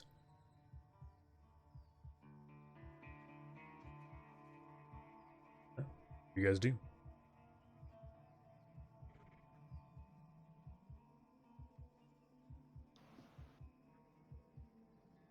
I am freed. Currently, yes, you are freed. So we currently have 2 Currently have iron bursts. You currently have piles of debris laying around. I'm gonna pick him up and just toss him overboard. I Last want the thing we want possibility is of those these things things reforming. Yeah. Yeah, I mean, I support this. What? Get this garbage off the of seas my with you? ship. You begin scooping up the bits and pieces. Little pod as you down to pick up a piece. You once again hear that clattering. It sounds like wind beating like metal shutters building. As that piece slips from your hands, and then another piece pulls away, and in front of you forms the iron burst you just torn apart. Loon, as you attempt to scoop up the other one's bits, it also begins to form up in front of you, now towering over your smaller frame. Its right arm now shifted in debris, and it now is simply just a jagged sheet of metal plating, forming some sort of blade attempt to form a weapon. Hands. The shuddering cold feeling of death that it embodies looms over you. The first one simply tries to jam its arm through Loon. What do you do? I'm going to try and jump away, jump out of reach. Okay.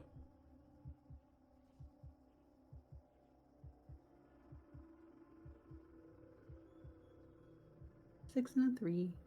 Yeah, you successfully you seeing the imminent danger as the blade comes toward you. You leap back with this light flutter of your wings to give you that extra drift. You land just feet away as the metal bites into the wood flooring of the upper deck. Carves a couple-inch little path that just drags along. This bitch. Little pot. You have little chance before this amalgamation of scrap steps forward and, similar to how it was with Briars, begins to encompass you. What do you do? I'm just gonna start ripping as many pieces as I can off and just throwing them like overboard away. Just get myself near the edge of the ship and just as I tear it off, just throw it overboard. Okay. So you begin to try and rip and pry and tear. Give me a break test. The -2 with a cut of 2. Ow. Piece of dope. That's just 2. So what happens if I only can do 2? I get a cut of 2. Is it just Well, then yes, you do suffer a failure. damn? As Any you aspects that you can add on? I think you do have We're towering? that. Sure. Oh, let's hope for the best. And no. Okay. Whew. Yeah, as it clamps around your body, very quick, finding it hard to remove, tear apart, do its different fragments, the thorns of your body. Slowly, as it becomes harder and harder to reach and pull its own form, forcing you back. You feel this draining feeling, this dread and sorrow and sadness. You can almost feel the tempted screams of end or for life, not sure which. But the primary feeling is that feeling of hunger. It tends to satiate when it lands.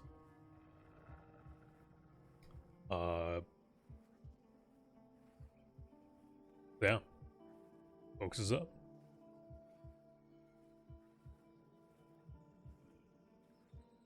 Someone hit me with my own free fire pan, I can take it. Was that not also engulfed? I mean, technically not. I mean, it's in his hands.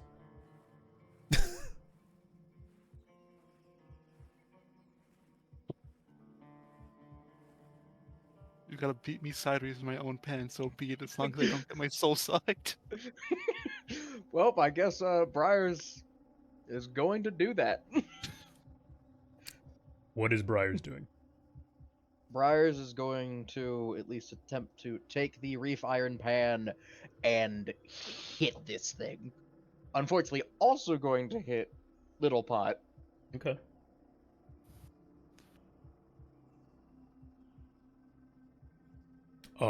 So first you will have to get the pan from his hands. That is definitely true. How are you wanting?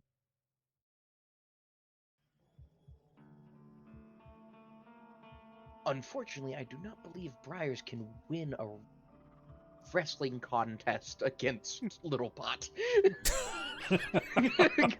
So he Am I might not be able to just changing his willingly plan. let it go? No, you're not really able to willingly move your body. You might have a mild case of death grip.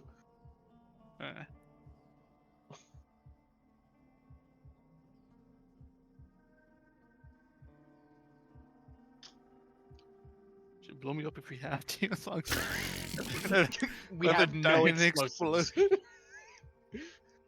You could hop on the storm rail.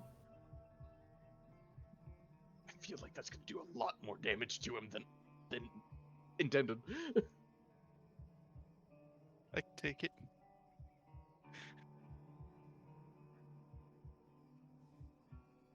What are you doing? Briars is going to attempt to rip apart this iron burst. All right.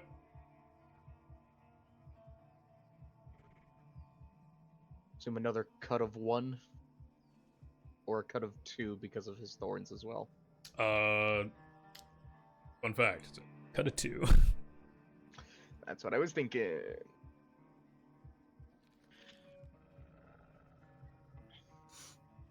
Please. Double 4s. All right. So you begin to peel and shred away. Initially free, you do free that arm holding the cast iron, the reef iron pan. Begin working your way towards the body.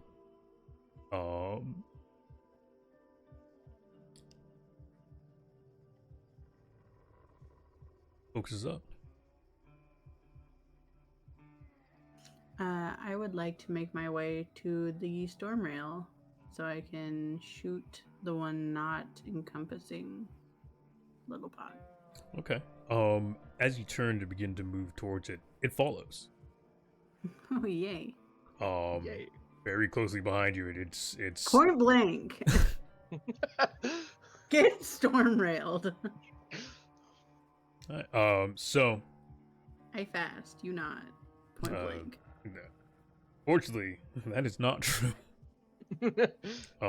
It still moves with relative ease.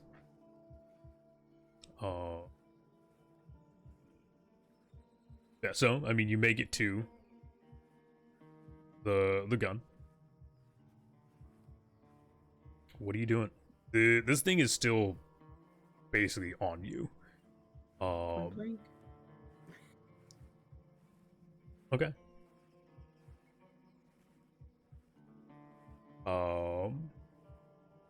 You mount the cannon in well, the fucking the storm rail, and as you begin to kind of rev up and charge the lightning coils inside, you can see the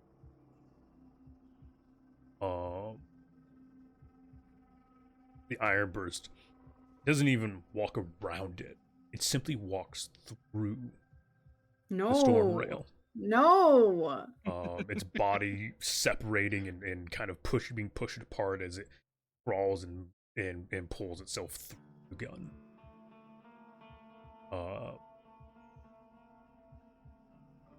You can choose to try and fire the weapon pre-charge. What it will do with something inside of it, you're unsure. Or you could attempt to wait for a full charge and hopefully it expunges the things around and inside. I want to wait for a full charge. Right? As you wait for full charge, that jagged piece of sheet metal, the rugged side of hull, raises up and comes slamming down into your side.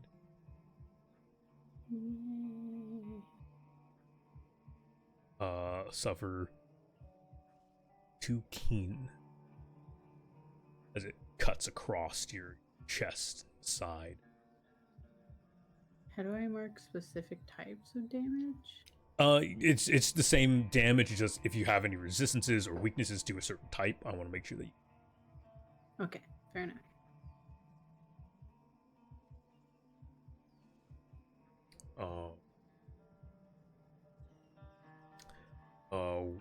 And yeah, so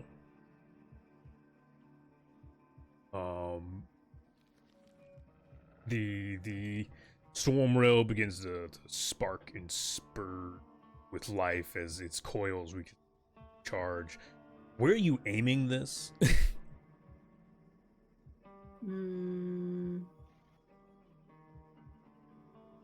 I'm pointing towards off the ship, kind of in an upward motion.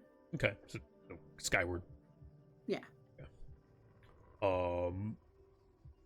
You can see as the lightning pulses through not only the rail but also this lost ironbound. You can almost see the electric current rip through the metal, the wood, and for a short moment there's a spark of life. There's a visible representation as it is just fury and agony, a screaming face as it is blown away. And off the ship. It is blown away. Bits of scrap and wood spark off in the distance. Unfortunately, you're also not safe from this, as it was already in contact with your physical body, as well as bits of scrap and shrapnel. Not only does a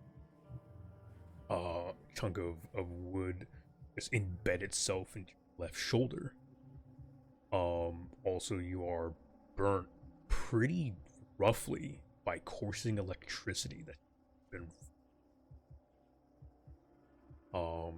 suffer 2 more damage, and you will burn 1 mark on a physical track of you. So actually, either it would just be elegant.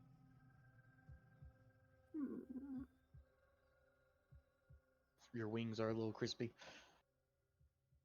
Yes, you can smell burnt Mothrin. Shoot me next. Okay, Littlepot, I know you're a cook, but you are not a cooking ingredient. Well, while I'm charging I'm up, cactus. freaking get I'm out a of Mexican cooking ingredient. You are not your own cooking ingredient. You do know this is an anti-ship weapon. If you shot at a person, they would die. Yeah. So, like, I gotta charge it up, get out of there before it's done.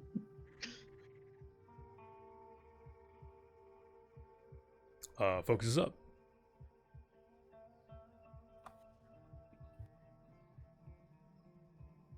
I don't know what I can do. This, Attempt to rip You more of want it me to off. try to. I guess That's I'll what you just want. go for another attempt to just I'll let you go. like I'll make another attempt to like rip this thing off of me. Okay. You suffer only -1 since one of your arms. Iron break. I still overtowering right now. Sure. Unless your body shrunk. Did you lose towering for some reason? No. Okay. Two fives. Okay. Yeah, I mean, you begin to pull more and more. As you rip this off of you, you can feel it tearing at parts of you. Do so as you rip it away. You've nothing physical. No bits of flesh are removed, but you can feel each part as you rip it off. kind of something from you goes with.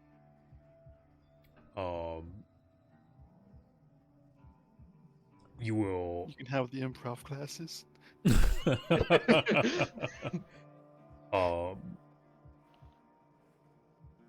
You feel a loss as its bits clatter to the ground side of the ship. Until you can properly find some means to gather yourself, you will suffer a cut to anything that requires focus and mental fortitude. Yeah.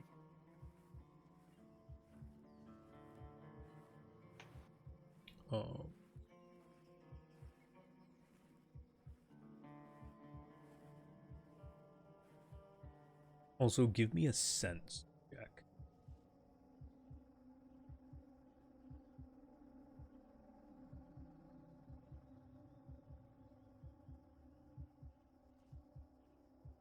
A whole one. Got a 5. Okay.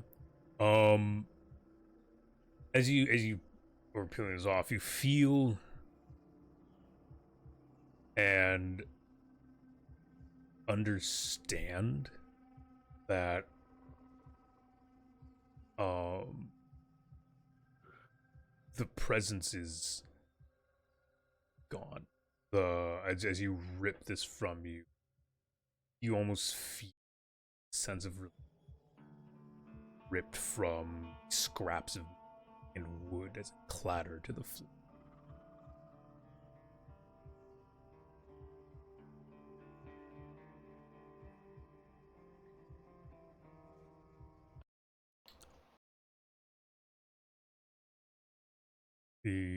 Outside of the rustling of branches, ship begins to surge forward. Trees quiet. Bits of debris lay on the ground. If you look to the side, Loon looks awful. You can see a very solid, like scorching of the, or very normally very like sea where electricity just ripped through, scorched, burnt it away.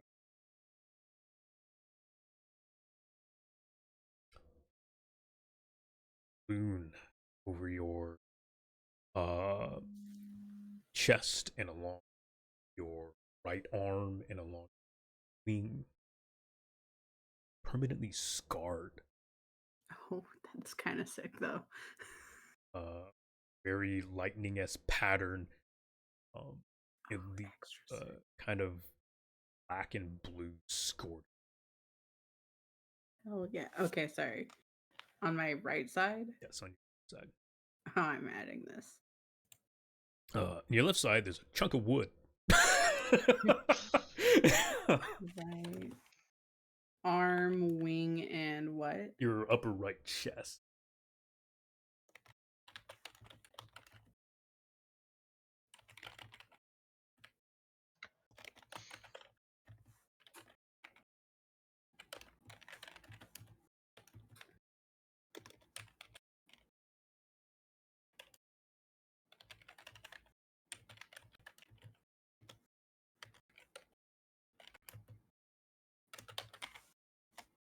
Hell yeah, that's dope. That's sick as shit. But Also, I'm literally like gonna pass out right now, by the way. Just I'm gonna take a nap right here. Good night. Yeah, yeah, Loon's pretty done. To the point where like he seems almost catatonic and in danger. You should make way to those mountains now. Like ASAP. We need medical treatment. Absolutely. And maybe an exorcist.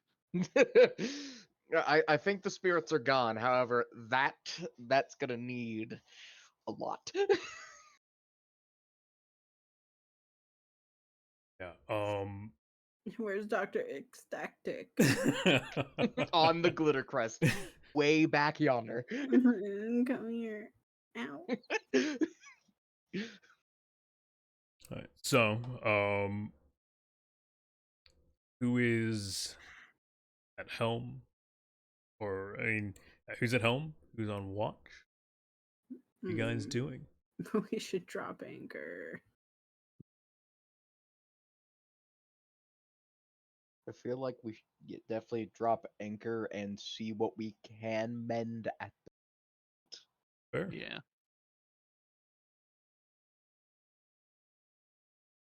All right.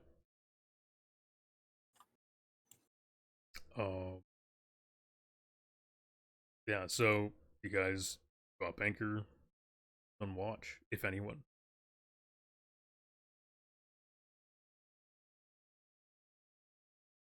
Who's least hurt? None of you. We're all banged up. Hey, Kokaza, I know that you're supposed to be working on the engine and all that, but we might need you up top. Oh, Terror Maw down there as well. Yeah, let's have put Terramon. Terramon up there. Okay. You looked at Terramon, then basically working the engine with put him on watch.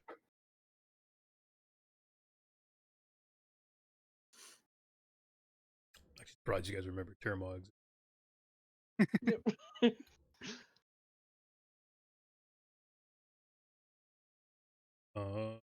Yeah. You guys just rest or what's up? Tend, please. Tendies. Okay. I'm using gold main petals off of the ship. On who? Me. On yourself, okay. Tend.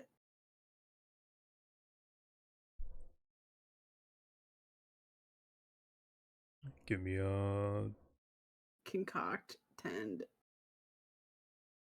Okay, what are you concocting? Because as far as you know, gold leaf does nothing on its.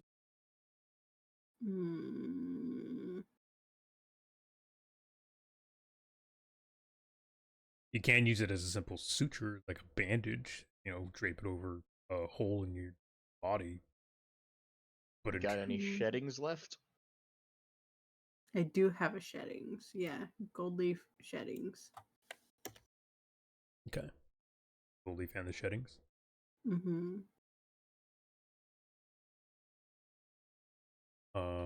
Give me the medical. 10. With a bonus for concoct? Is that what you're saying? You will get the bonus. Whatever. I need the recovery on how well you're taking care of yourself. Tend is specifically for taking care of other people. I gotcha. Okay, I will recover. 5. 5. Okay.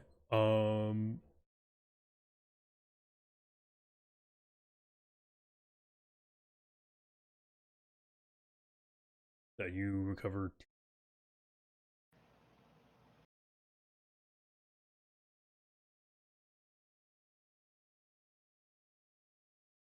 Specifically, remember you cannot recover actual.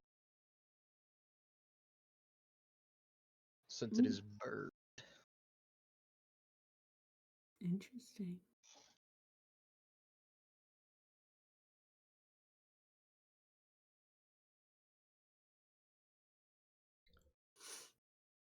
So the 10 has to be on someone else? Yes, tend is used to take care of other people.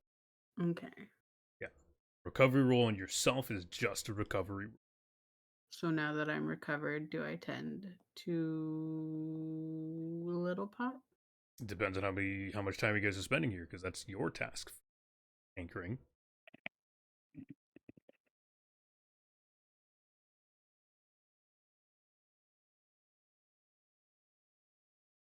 Because I don't want to delete the stuff unless I'm actually using it to tend, you know? Yes. I mean, you do still have to remove one thing at minimum. And Every time you recover. the reason why I had you remove two things is because you're using this blend of things. Okay. So Well, with recovery, you don't have to. It's just 10 that you're burning something. Am I? No, with No. recovery, you also burn an recovery item. healing requires an adequate specimen. Clears marks from traits or animals. Recovery check requires you to use something to recover with. You can't just. Okay. You have to use supplies, which is part of why you guys should be gathering things to ship to attend that. Okay. As well as it's also currency and all that too.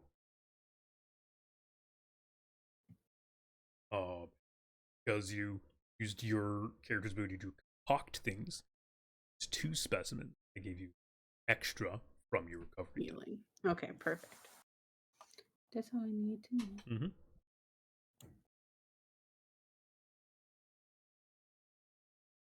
Let's see. Briars is going to use up the patterned canvas that he's been holding on to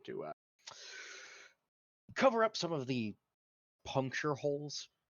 Okay. Yeah, using the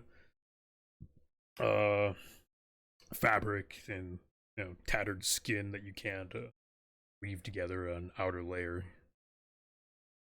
You have a bit of quilt attached to your skin. Do a recovery roll with that? Yes, do a recovery roll. A 3. That doesn't heal anything. You're right. In fact, you will add a mark of damage to an aspect as attempting to weave this to your skin is a lot harder.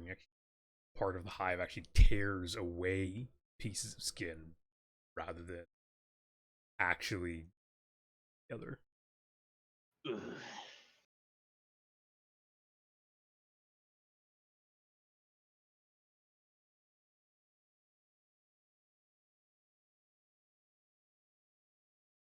This is why we leave it to the professionals.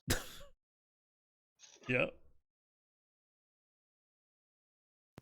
I'll be right back. Okay.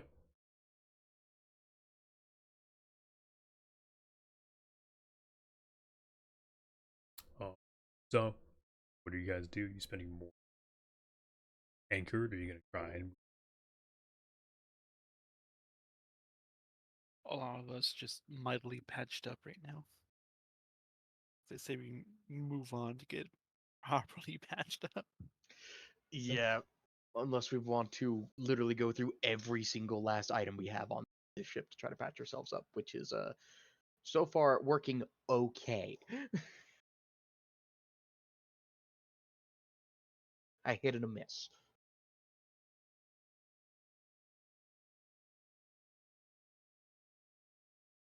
What? So, you guys, who's taking help? I'll take helm. Briar shall watch.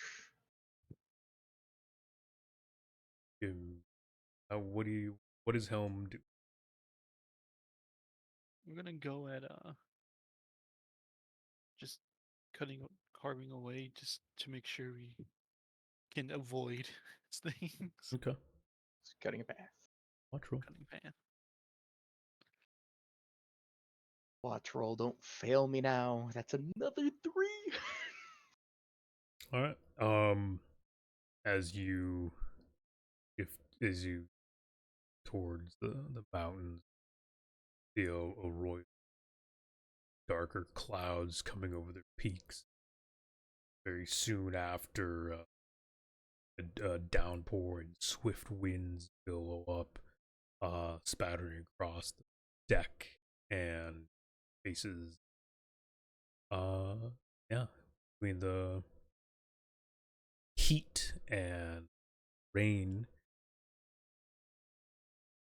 the smell and humidity build very.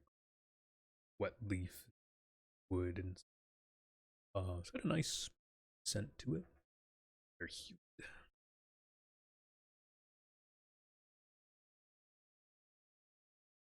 Off in the distance, over the sea, crackling, lightning. You don't hear the thunder far out, but you can see the breaking of gray clouds. Sky.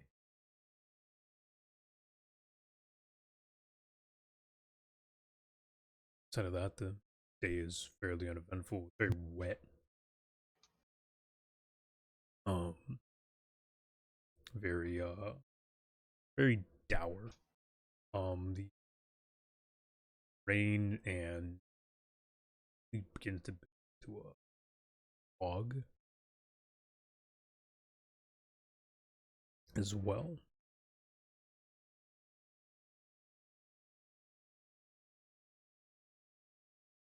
So, are you keeping up your path? At this point, the mountain range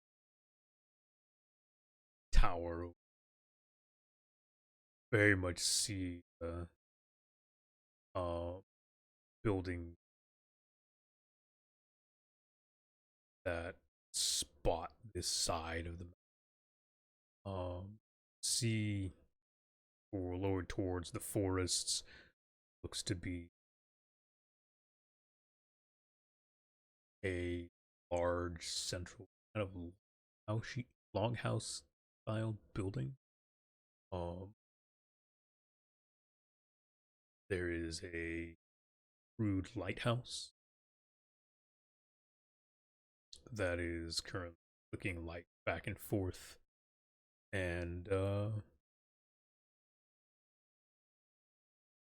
you can finally make out what look to be docks of Cambradale.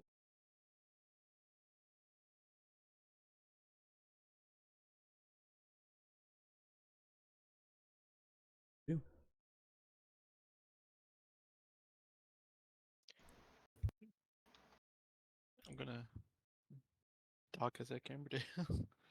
Hopefully they have people who can heal us. Briars, you know that last missive you sent home was a declaration of uh of a life hunt and a sworn vengeance against the creature that destroyed your previous crew. Swore you would not return home till the creature was dead.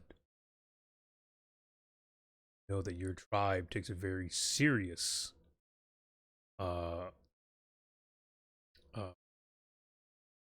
focus towards those declarations, and returning home would deem failure.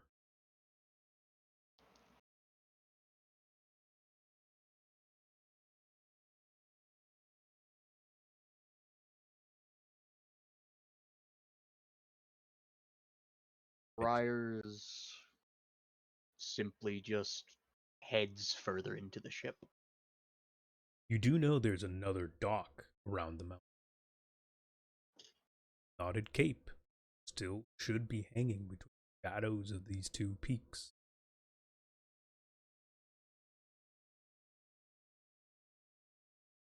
Granted, that's where the black market is. Town of lowlives, black market trades, and essentially some exotic goods.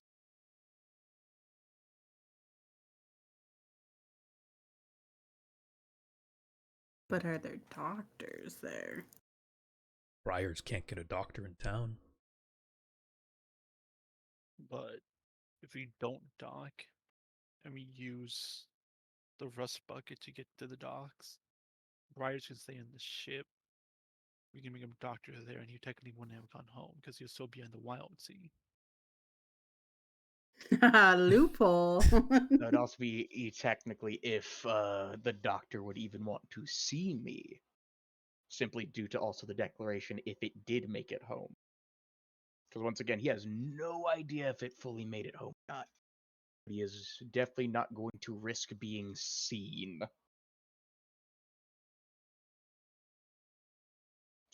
He's definitely just not going to step foot home. From previous interactions with people in your tribe, you know people who have returned as failures. They are welcomed home, but you're basically turned into a gatherer. Right to hunt. If you're given a weapon, which your tribe gets adulthood, that is returned to the tribe.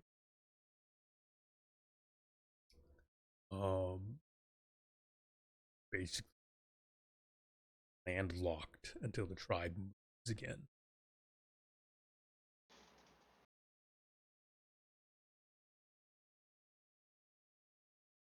That would receive tension, hurt, but you're basically an outcast to the tribe as a whole after. Which is why Briar is not going to ask for assistance. Not from them. He will hide himself within the ship. If they wish to dock, he will stay down there. If they wish to stay this far out and send the rust bucket to the docks so that they can get aboard, get onto solid land, that's up to them. But Briars is not going to be able to be seen. I'd say going to the next port should be just fine. It would be safer here.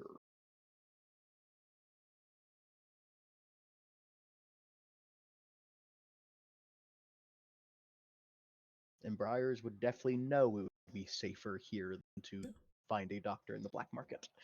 Certainly safer here.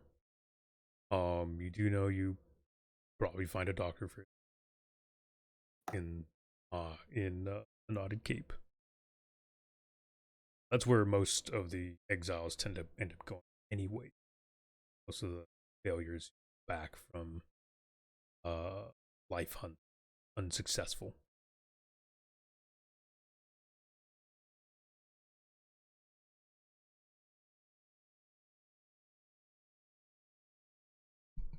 So what would you guys like to do?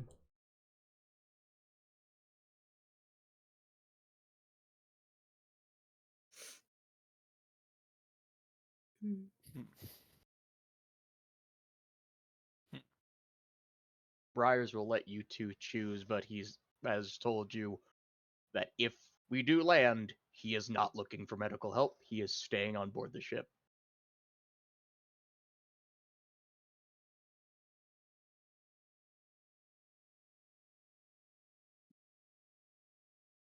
For him, he is not returned yet. I'd say taking the rust bucket in would be too suspicious.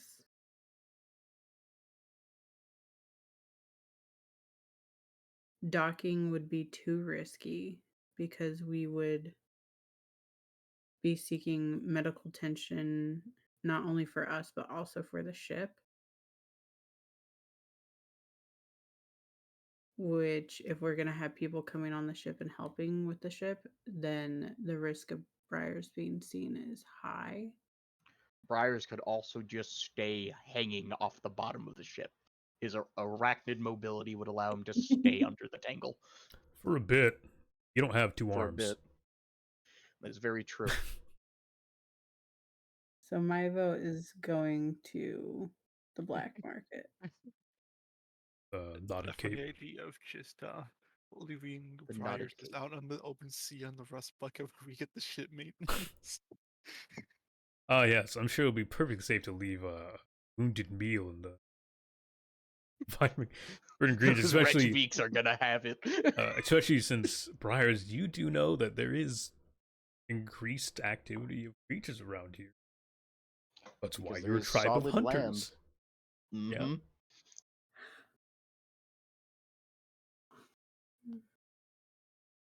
I guess the black markets are only bad. Not everyone at the black market is bad. I mean, it's certainly not your only bet, but it is one that would let. Hopefully, I mean, it has less risk of briars having any.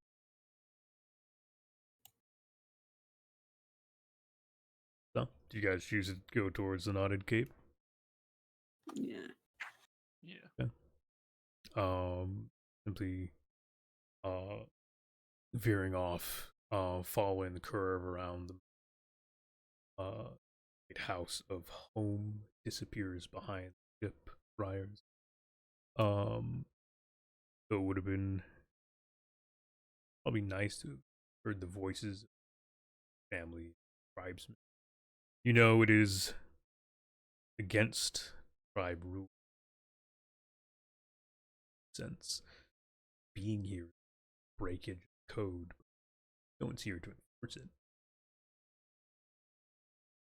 So you guys turn around the bend and hidden between the probably used to be a pretty wide crevice between these two peaks of the Skybreak mountain range lies the Knotted Cape, half suspended above the ocean, hanging from hundreds of cables embedded into the rockery.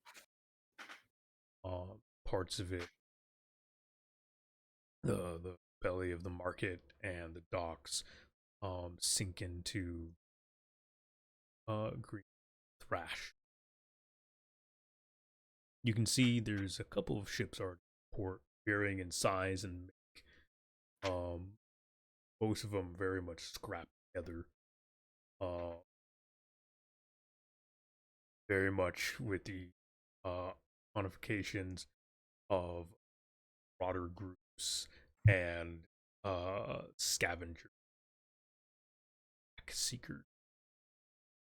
You can already hear the cacophony, drunken laughter, the sounds of fights and bartering approach.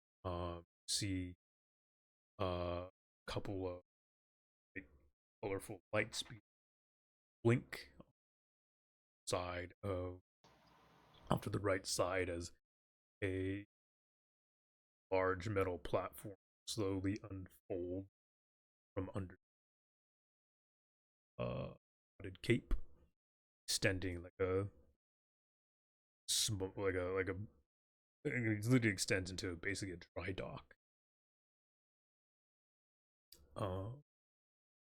See the lights signaling. One of you, assume. No, it was Terramon that had it. That's right. Well, that's fine. Terramon has Terramon would at least be able to pop over deck. It says that way. Yeah. Yeah. I mean, you also would know that it's signaling for you, dock.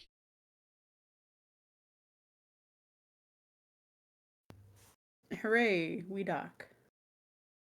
Simply pulling the ship in. Some crude clamps are pushed up against the Scylla's lullaby, and some ropes are thrown up to you to tie off so that it doesn't fall or fold into the thresh again by anything unsavory.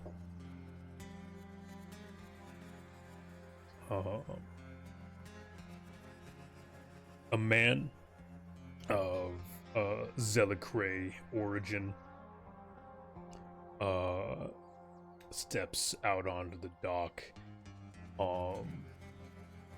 You can see the strange amalgamation of skin patterns that make up his body, as well as you can see that his the upper half of his torso has a very blatant, kind of disgusting link to it.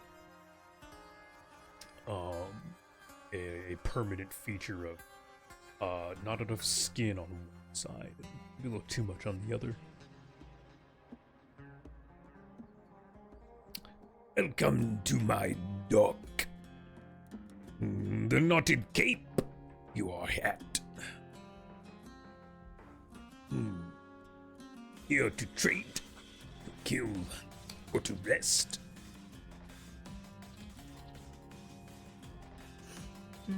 Welcome. It seems we've arrived to do a little bit of all. I can see you look like shit. And your ship as well. Yeah, it's seen better days, but I'm sure it'll see worse as well. If you are here, the worst days are probably to come. Turns and motions to several. Get the repairs on the go. Bring me metal and iron. We'll reforge this ship. Turns back to you. I hope you have materials to trade. Skills, at least. We definitely still have some salvage. Yeah, we've got quite a few things that may be of interest to you for trade. I could offer a crate of chem fuel. Oh, no. I do not mean trade to me. I am simply employed here. We'll speak to the dock master and the master of the knotted cape.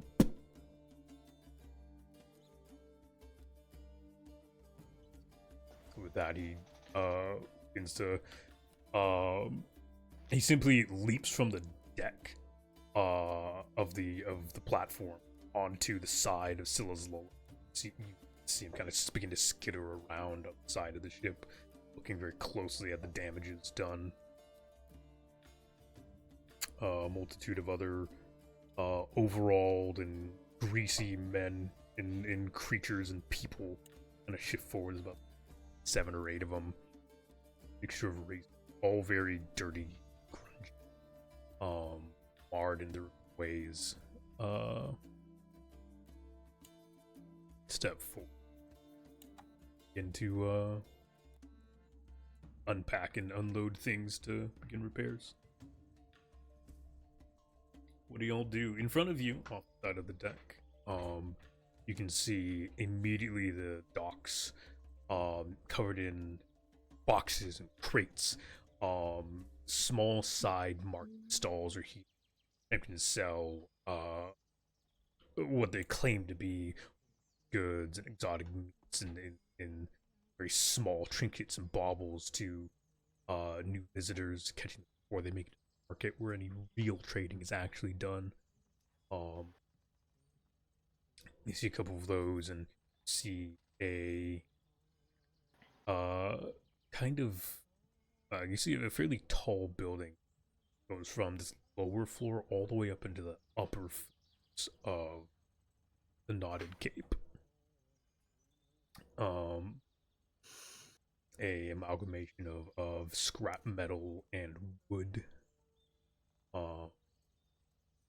See people milling about in and out of the building. That might be where you find the shipmaster. Actually, Briars, you would know that's where the shipmaster to hang out. Though you've probably never been here, you've heard plenty of stories of the Cape. If you want to pay for the repairs, you go to that building. Beyond the dock is the immediately the primary market. A spattering of colorful tents and carts and stalls of people yelling things for sale, trying to swindle and outdo their neighbors. You see beggars and birds milling about between stalls or slouched against a wall here or there. There's probably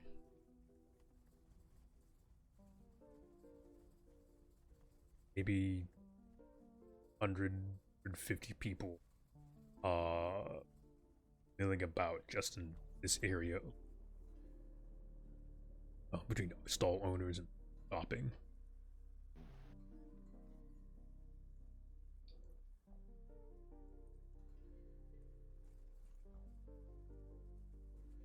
What do you guys do?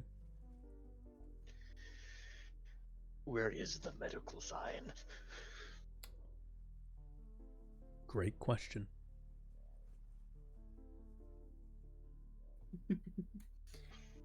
Can I study the scenery to look for any signs of either clinic or like a clinical booth and or the doc master? Sure, yeah.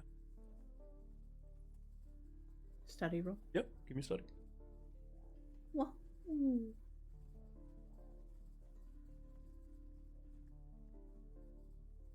double sixes and a 5. Okay. Geef to garbage. Yeah, I mean, you do hear someone at the never did name the building. The primary, like, dock warehouse building thing. Someone barking at someone else that the dock master will see you when he's ready. So seems he's probably around, maybe. Aside of that, there's too much of a cacophony to actually see anyone who's offering medical attention, though you are approached by a kind of hunched elderly woman, her smile wide and bright, though she's missing most of her teeth. She walks towards you, a small leather bag, and he walks up to you. Oh, you look quite foul, you do. Quite a tussle you must have gotten in. If you need some medicine, I might have something to help heal, and he reaches out towards your burn scars, Loon. Fingers kind of brushing over. It stings. They're definitely not healed. Yeah, thanks, lady. I can cure all ailments. Small trade. Oh yes. I'd be willing to accept your help, but I'd need to see results before I give a trade. If you can properly heal me, I could give you a bundle of Sunreach bolts. No, I wish... No, I don't need any bulbs of plants, no. Something more tangible, something more useful. And, of course, I always promise results.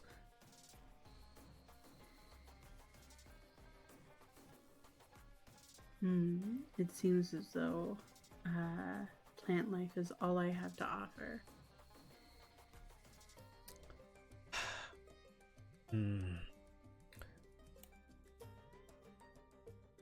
He looks. You can see her eyes kind of darting back and forth.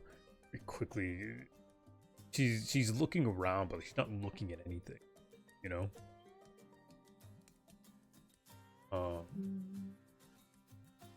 Also, it's not. In case you didn't know, there is also the salvageable ship, the crates, the kite. So the chem fuel, the kite, and bark armor. I don't trust this bitch. Okay. I'm not telling her what's on my ship. I'm just making sure that you also remember the stuff. Oh yeah. I'm also a captain. I'm not a fool. I read Barter for Dummies. All right. If I look at the shelf in the library and everything ends with for dummies, I'm gonna stare at you. Listen, I read the book and I no longer am dummy. Yeah. By the way, do you what language you respond in.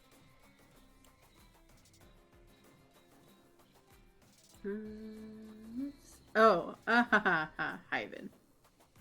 Oh, Wait, no, okay. sorry. Brass tongue is tongue. Okay. Speaking out in a spattering of brass tongue, though it sounds very yokel. The lady looks at you, in a bit of confusion. Like she didn't quite understand what you said. Peasant. Either that or You your fool! I speak the language you don't. Bleh. Which might be a small sign that probably doesn't barter very often. Or maybe, simply seeking other things. I'm not gonna do that. We can't do that on stream.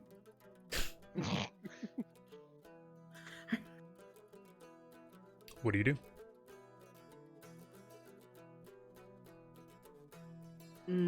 I pass her by, but you know, if Okay. either of the other two would like to make a deal with her, they are free to. When you walk by, she doesn't show any interest in the other two.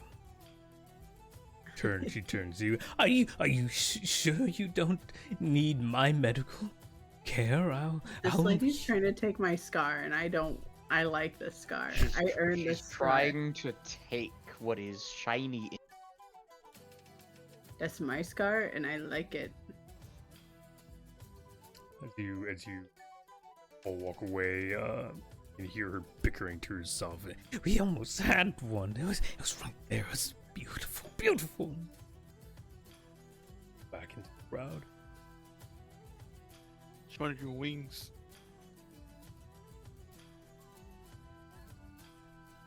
I've heard One of the wings.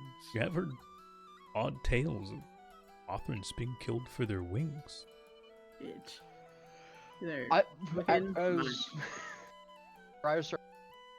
wondering if that might have one that could have just been weird person that wants to kill Mothins for their skin, or two, that was a Zealocray with that quote unquote won the lottery of skin. Who knows? Because they do. Because Zuna is just a the heads only up, one with actual skin. as Briars would mention it, that there are Zealocray that do look like either Gau, Ectus, or Ardents. You have to really look to figure out if they're a Zealocray or not. Mhm. And there However, is if it's a Mothrin, decent chance that it's actually a Mothrin, but also skin hunters, stealers. yeah. So Either way. It could be a wild range of things. In other words, don't be stupid, keep your skin on yourself. Watch out for My blades. skin, gross.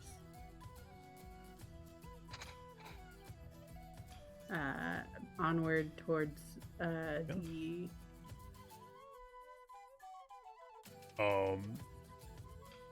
I mean, do you venture into the market, or do you venture towards the dockmaster's warehouse? Yeah.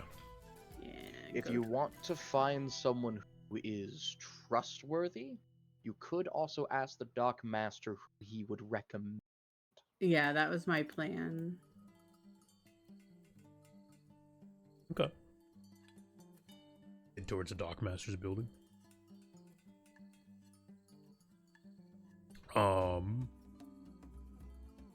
So you going towards the dockmaster's building. There's a decent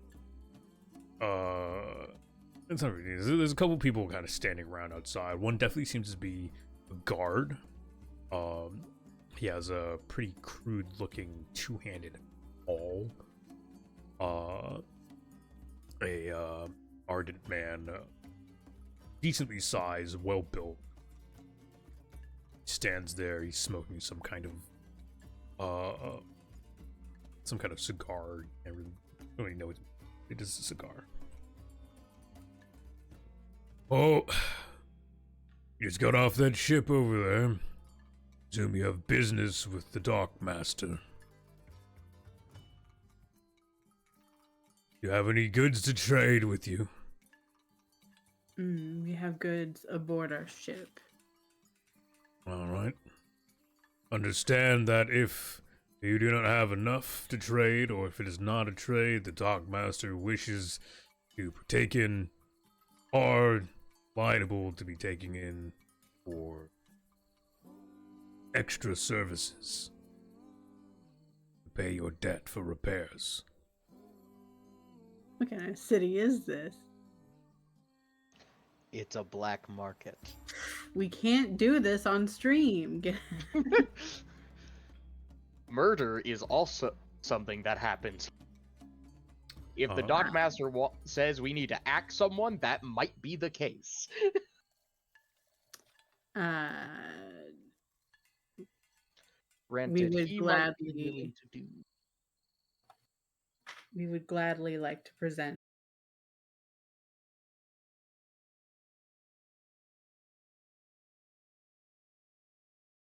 Are going up and down to different as things are being moved back and forth. Another man on the other side, in an attempt of fanciful clothing, a mix of patched reds and purples, with a glimmering of greasy brass buttons. To you and this way to see the shipmaster, the dockmaster. Follow me quickly now. He's not to be kept waiting. Turns at his heels and marches towards one of the elevators. Briars keeps pace. He's walking a little quickly. As he turns and looks at the three of you up and down. You have goods for trade, right? Some vagrants from the sea again? We definitely have trades. Good. Wonderful. He leans over and pulls a lever. Freight elevator begins to go up.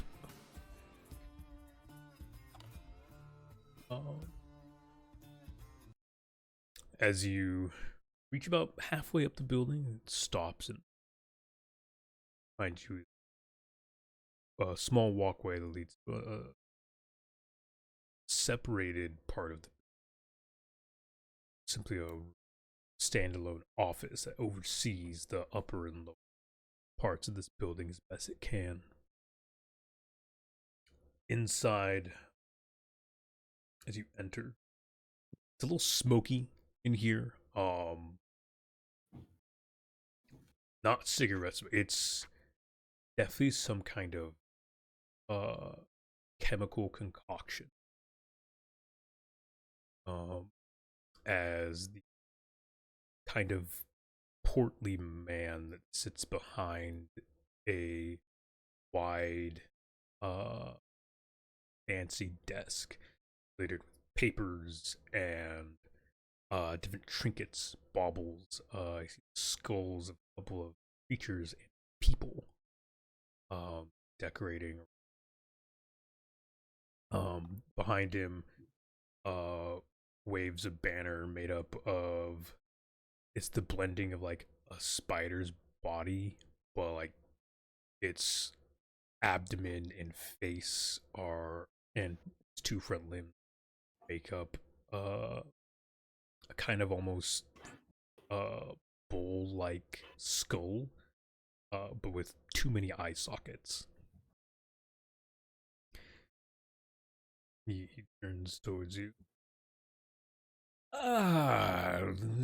You must be the ones who docked recently. Welcome to my spit. Welcome to the Knotted Cape. My name is Kazay. It's great to meet sailors so brave. Tell me, what can I do for you? Says any from the desk extra hookah like pipe as he sucks it in deep, and you can see his chest kind of puff, and as he breathes out, not only does it his nose, but also you can see it fume out from different parts underneath his clothing.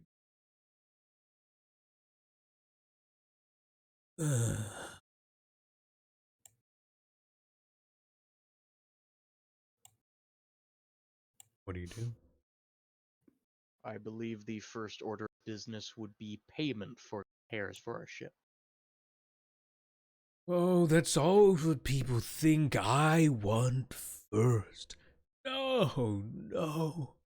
I am not so cruel. As he speaks, you hear a very solid mix of low sour and an attempt to like hide speak of no.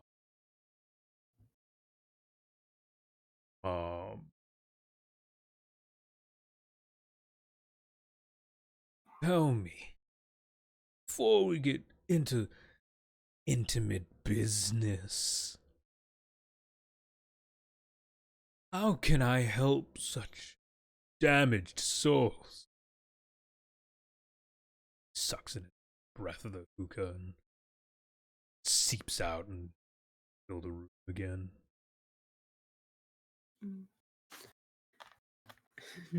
Our souls seem quite intact. It's unfortunately just our ships and our bodies.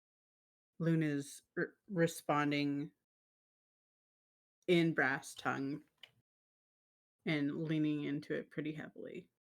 As he looks at you, responding in brass tongue, he looks a little irked. Yes, that's what I said. Correct me, Mothrin. My soul's actually a bit damaged. Actually, my soul, it hurts. We would happily ask for help with repairs and possible medical attention, or highly, highly valued information and expertise in finding such things. We could make it worth your while. As you've stated, payment is not your first thought, but we could be willing to trade not only items, but stories if you wish instead. Yes, of course you're willing to pay. Everybody does. Oh, medical attention. Time at my dock. Lies to repair your ship. Costly thing. Sucks in a breath of hookah. This time blowing it towards you.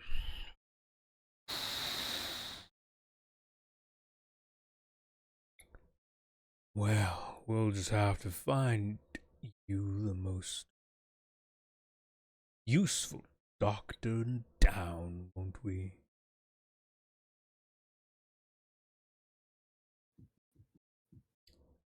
That will end the session.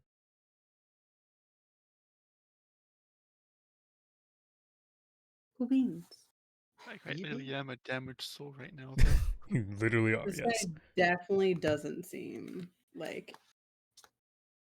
There's a reason why Briars mentions that he is willing to land, but he will hide. It's fine. This 10-year-old will be fine. Yeah, you're fine. You're fine. Fine. And just don't get swindled into things, you know? Fine. Yeah.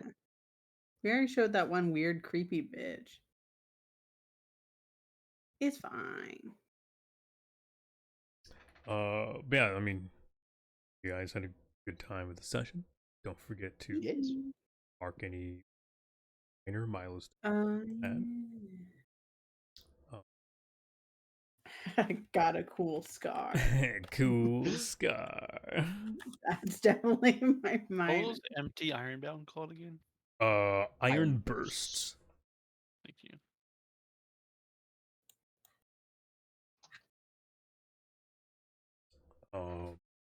Yeah. Thank you guys for joining for another session of Wildsea. We will not be having a session next week. I will not be home. So guys, 2 weeks for another session. I want to let you guys go if you do anything. And I hope you have a good rest of your days. So much for being here. Bye bye. Thank you for having us. Thanks for having us. Laters. All right, chat. It has been a blast hanging out. Another session of Wildsea. I will be probably streaming later tonight, so look forward to that. I want to do some more gaming, maybe some monster. This has been a blast running. As I keep saying, I really enjoy Wildsea. It allows me to do some really weird things that I can't do in a lot of other systems, or it just feels weird doing them. Also allows for a lot of interesting, like, spur of the moment things if the players do something off or different, or veer courses. So yeah. With that, guys, I will see you all later. Thank you so much for hanging out. If you haven't done so, please hit that follow button on Twitch or subscribe on YouTube, as this is going to be on there here, probably mid next week when I'll post it. Later, nerds.